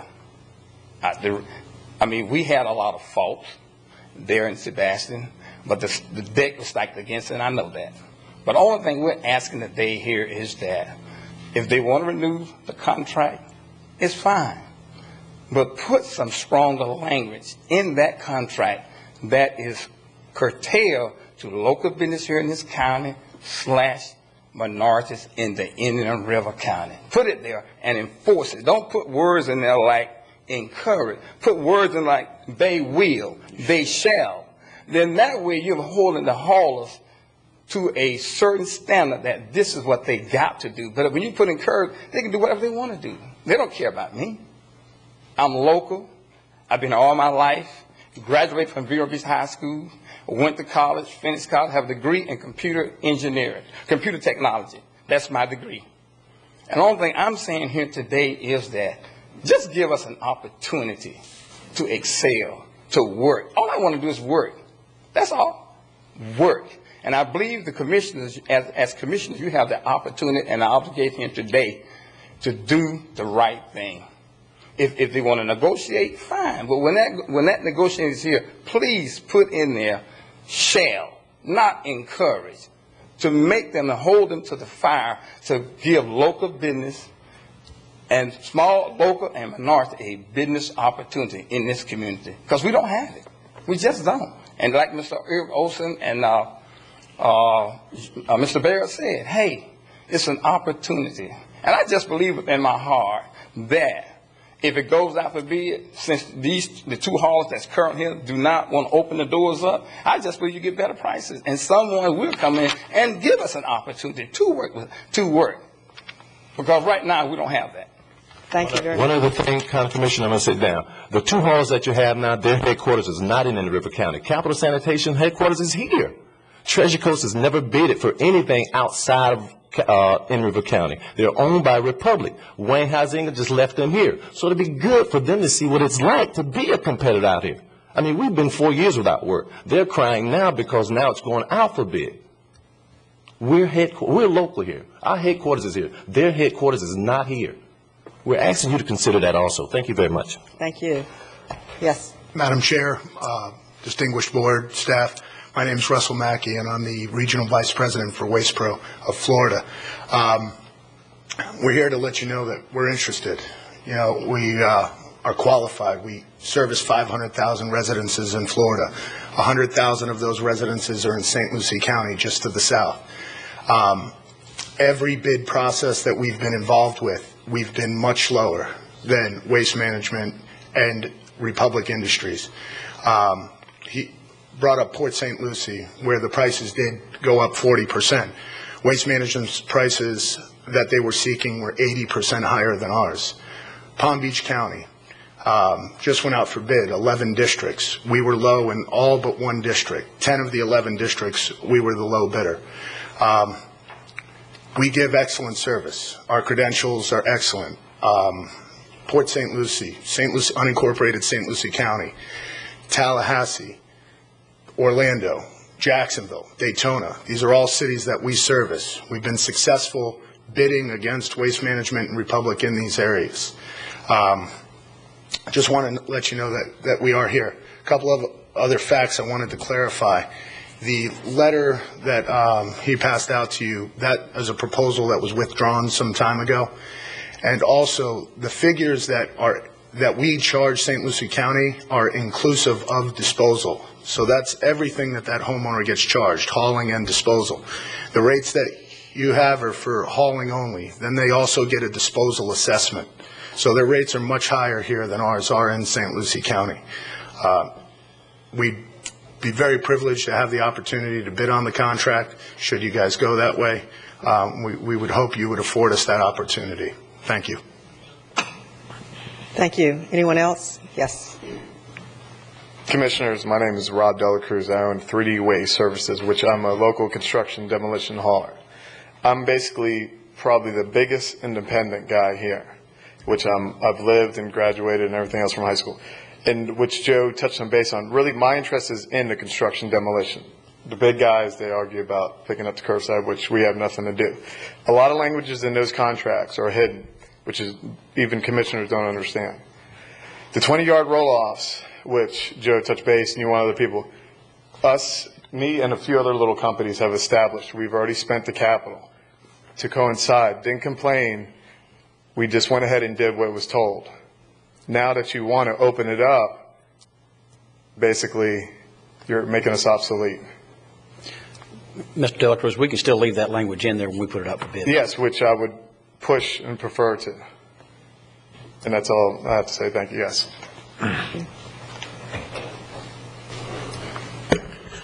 Joseph Paladin, President of Atlantic Coast Construction and Development. We use local people on our construction sites. We have for years. We're very happy with them. I think that anything we can do to try and protect the interests of the local people that live here and work here, we need to start thinking about the repercussions of what are going to happen if we have more local people go out of business. I think we ought to keep the wording in there for the 15-yard roll-offs. I think that'll protect a couple of our local people that went out and made an investment based on what the wording was. I'd like to say that wording stay the same, and I'd like to look at this very closely before we go and change something, because the repercussions are a lot easier to happen now because of the way the economy is out there. So I'm very happy with the service we've received, and I think we need to protect our people who live here. Thank you. Thank you. Yes. I saw one more. Yes. My name is Scott Harrington, and I'm with H&H Dumpsters, a small business here in Indian River County. I started business about in 2005. I was fortunate enough prior to getting in business to get with Polly Crapman. Very nice lady. And she basically gave me the rules and regulations, if you will, set forth by Indian River County for roll-off dumpsters. And basically that was anything under 15 yards. It could not exceed that. I spent well in excess of $100,000 to comply with the county rules. I hope you heard that, $100,000. And to come around and turn around a couple of years later and change the rules for somebody else to come in from out of the county, it really that hits home pretty hard. I've lived in this county almost all my life, and I would like to say that this would create an unfair advantage to the people from out of the county that didn't have to abide by the rules and regulations. So the very people, if the board were to go and open this up, the very people that would be hurt the most are the people who abided by the rules and regulations, who conformed to what the county commission and the code enforcement wanted. Those are the people that would get hit the hardest. The people from out of the county who have come into this county and refuse to abide by the rules and regulations would hence be rewarded for what they've done. So the guys that did what you were told, conformed to what you wanted, are the guys that would take the brunt of what went on here. And I have to say that certainly does not seem fair to me. And I would ask you to consider greatly, when you do this, the amount of time and effort and everything that's been put forth by the local small business people to conform to your rules and your regulations. And let me tell you, it wasn't easy. I mean, like I said, I was fortunate enough to run into the right person. I was really sorry to see her go. It seems like you got a very nice person to take his place, or take her place.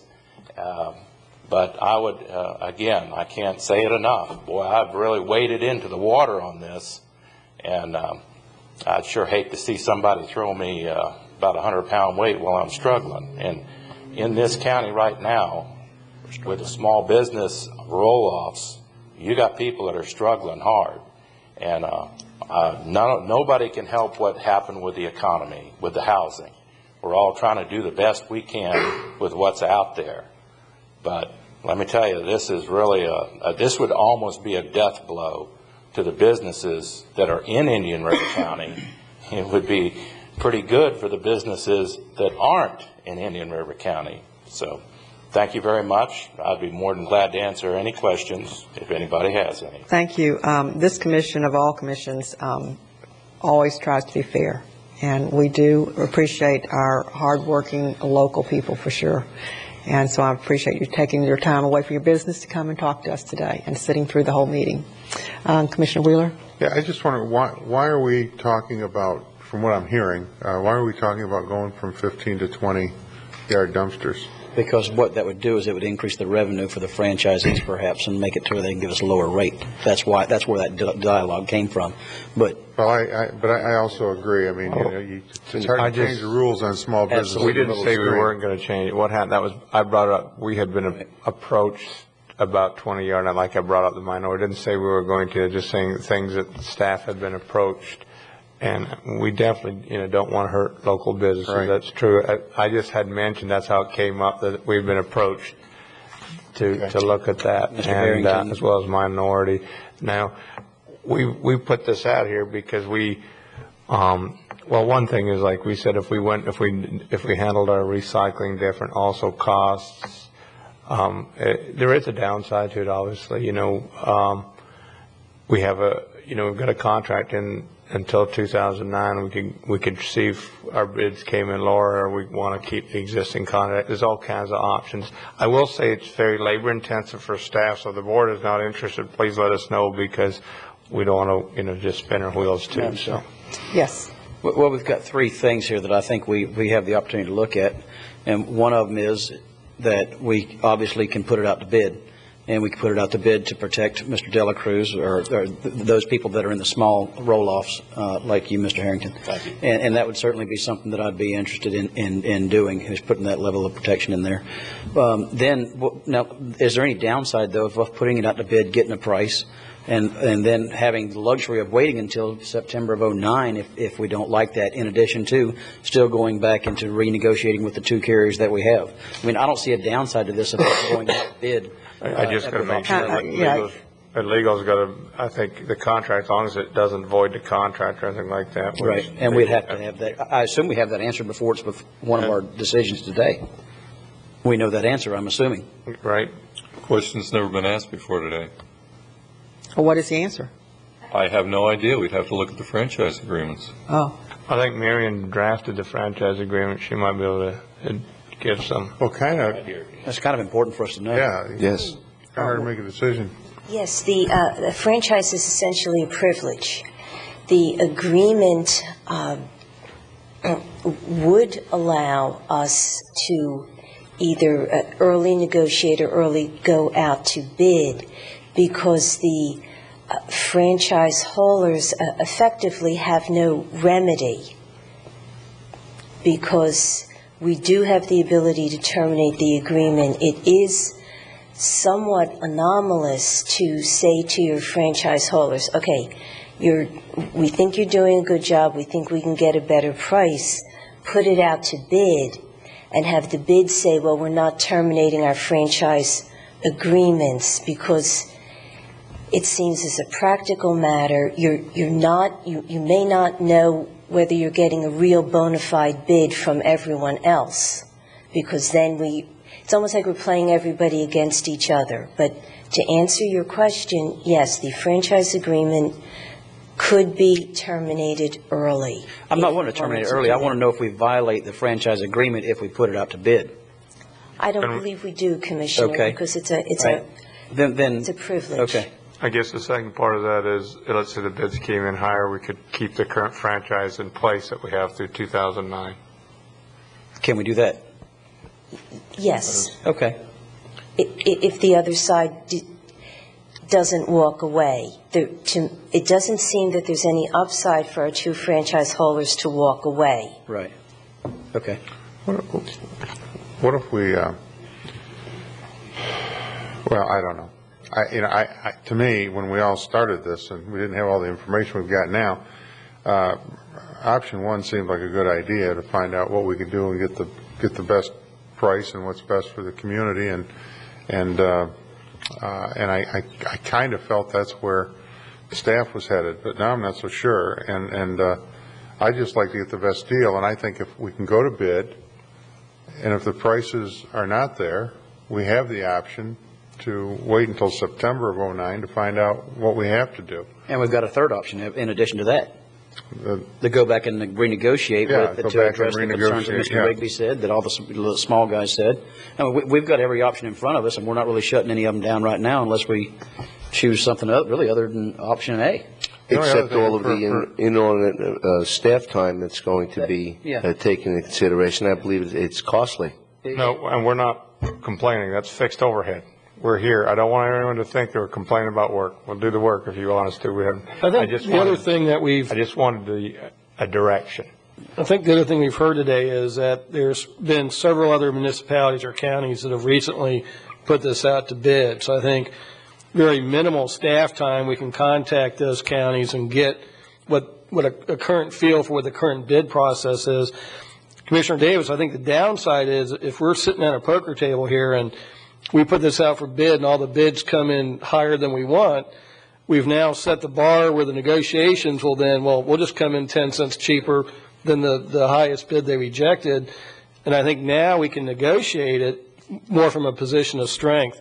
Because to me, from what I've heard, it seems clear that the renewal rates are going to be a lot higher than what we're paying now. And I think now we have a little bit of a twist with them. But I would also like to see us do a few things.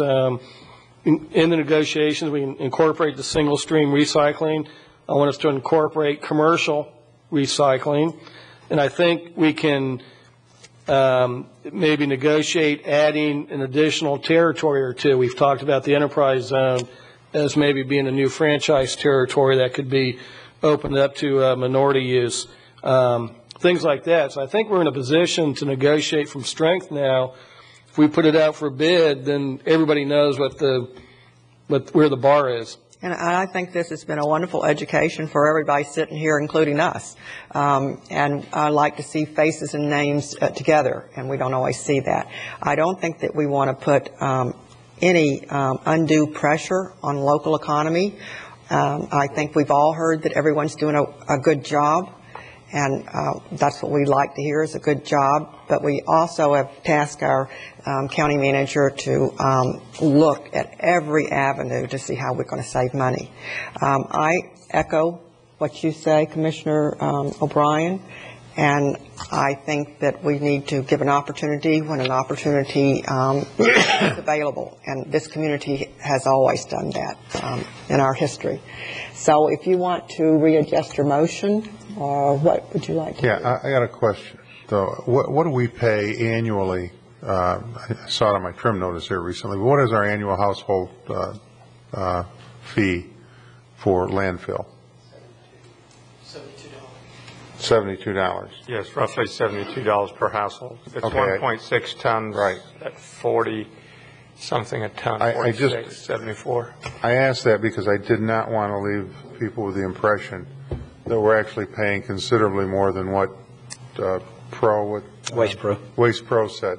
We're still lower than your fee, because if we're 166 plus 74 plus 72, it's still less than 249. And you mentioned that we were a lot higher when you added that in, and I just wanted to clear that up so there's no misunderstanding.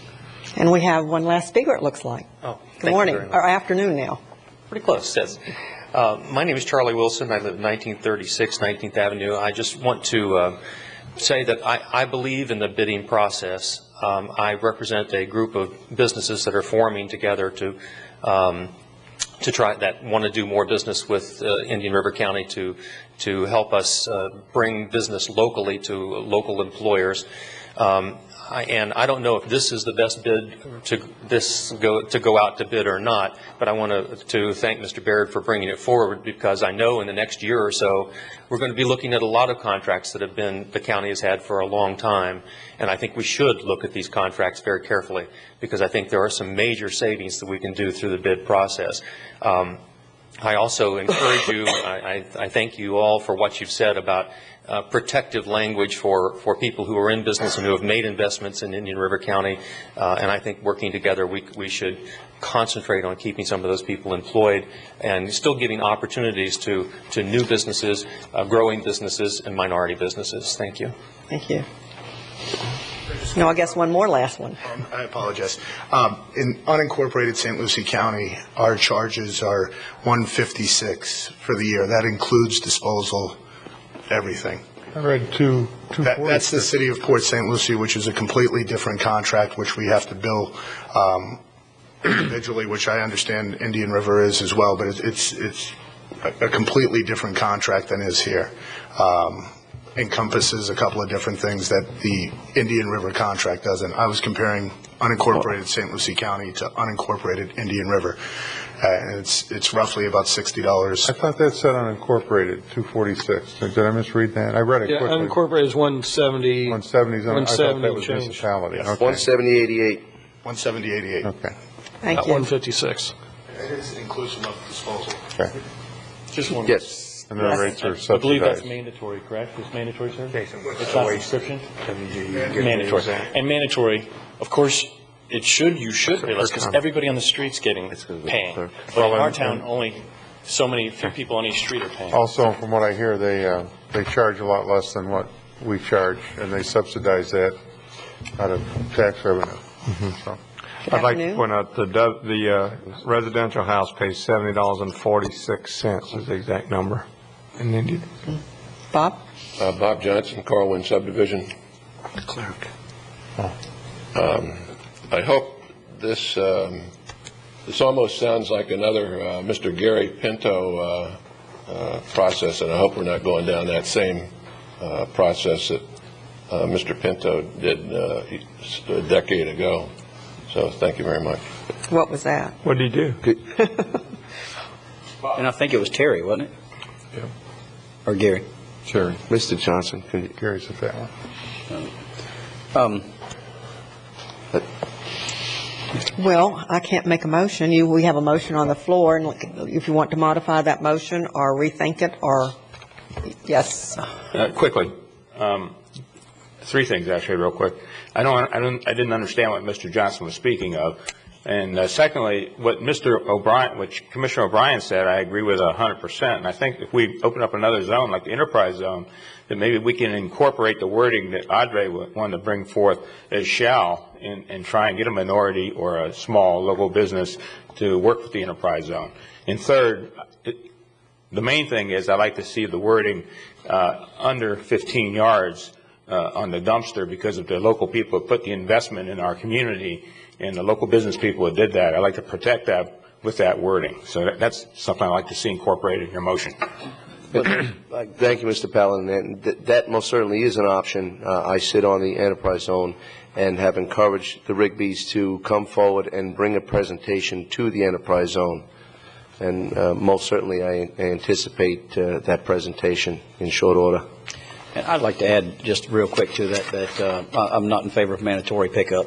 No, I believe the city of Sebastian not too long ago had a referendum on that, non-binding of course, but they voted that down also. So I guess we're putting more parameters, but we still haven't made the decision about whether or not we want to put it out to bid or just go back and renegotiate.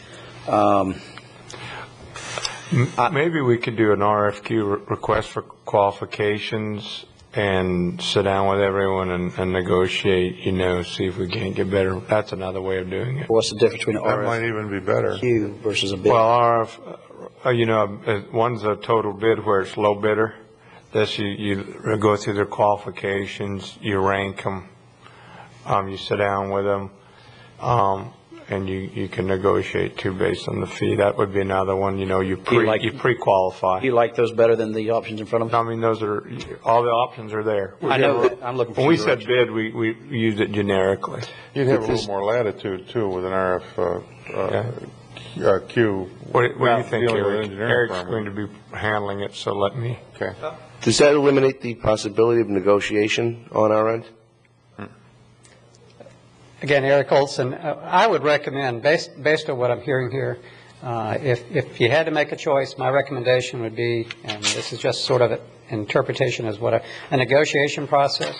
I think there is some possibility, and I don't say this for a fact, but there is a possibility that, as Commissioner O'Brien said, if you go to bid, the danger is that you set the bar in the process. When you set the bar, you better be prepared to take that bar at this point. What I think you're hearing today is if you negotiate, you've got a whole series of opportunities in front of you that you can change in the process of doing the business. You don't jeopardize the potential. I know that we heard from Marion that it doesn't appear as though we'll jeopardize the current contract if you go to bid, but if you negotiate at this point, there is clearly a lot of savings. The one thing I do see is that it appears as though, regardless as to whatever comes out of this, it appears we're going to be better off. We're not limiting ourselves to two companies if we negotiate either. Yeah. So I'll withdraw my motion. All right. So is that number 2 then, Commissioner? Yeah, I withdrew number 1. I think that if we're going to negotiate, we're probably better off to wait until the current contracts are closer to expiration. But I don't have a strong feeling on either one of them. But I think, and when I read this, quite frankly, in my mind, I'm thinking, well, when we negotiate, we're only dealing with two companies. It's come to light we can negotiate with several companies, need be, and come up with the best deal, and that's probably better than a bid. Right, we can negotiate any way we want to. That's right. Mr. Olson? We don't always get the answer we want, but Right. we certainly can negotiate. With you trying to make sense of what we're saying, is it closer to number 2 or number 4?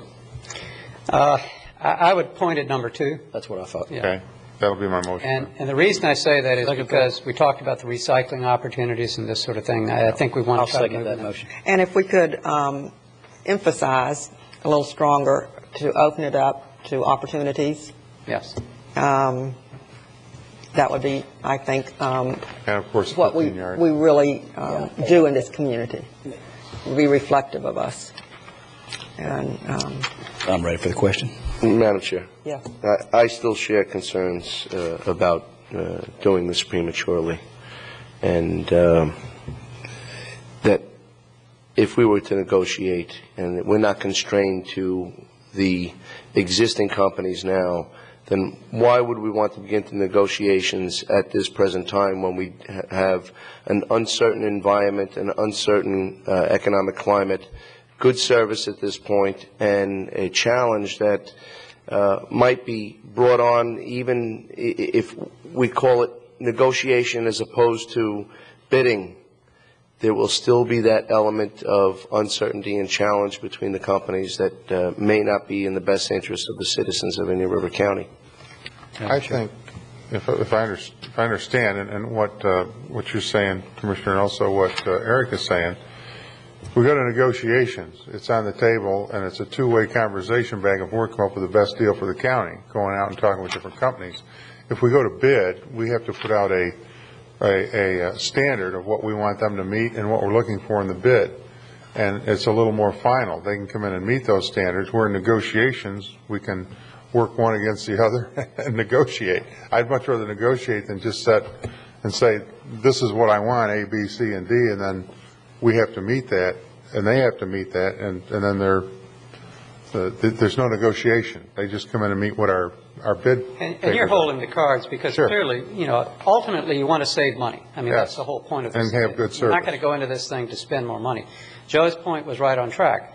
If we can develop a process that wins by basis of, one, it's less cost, and two, we open the door and maintain within the current work environment of those that are here, you can't lose out of that process. Is there a chance you think it can be cheaper than what it is and we'd opt out of our agreement early? One example was related to the recycling. Right, that's what I was thinking. Here's a perfect example.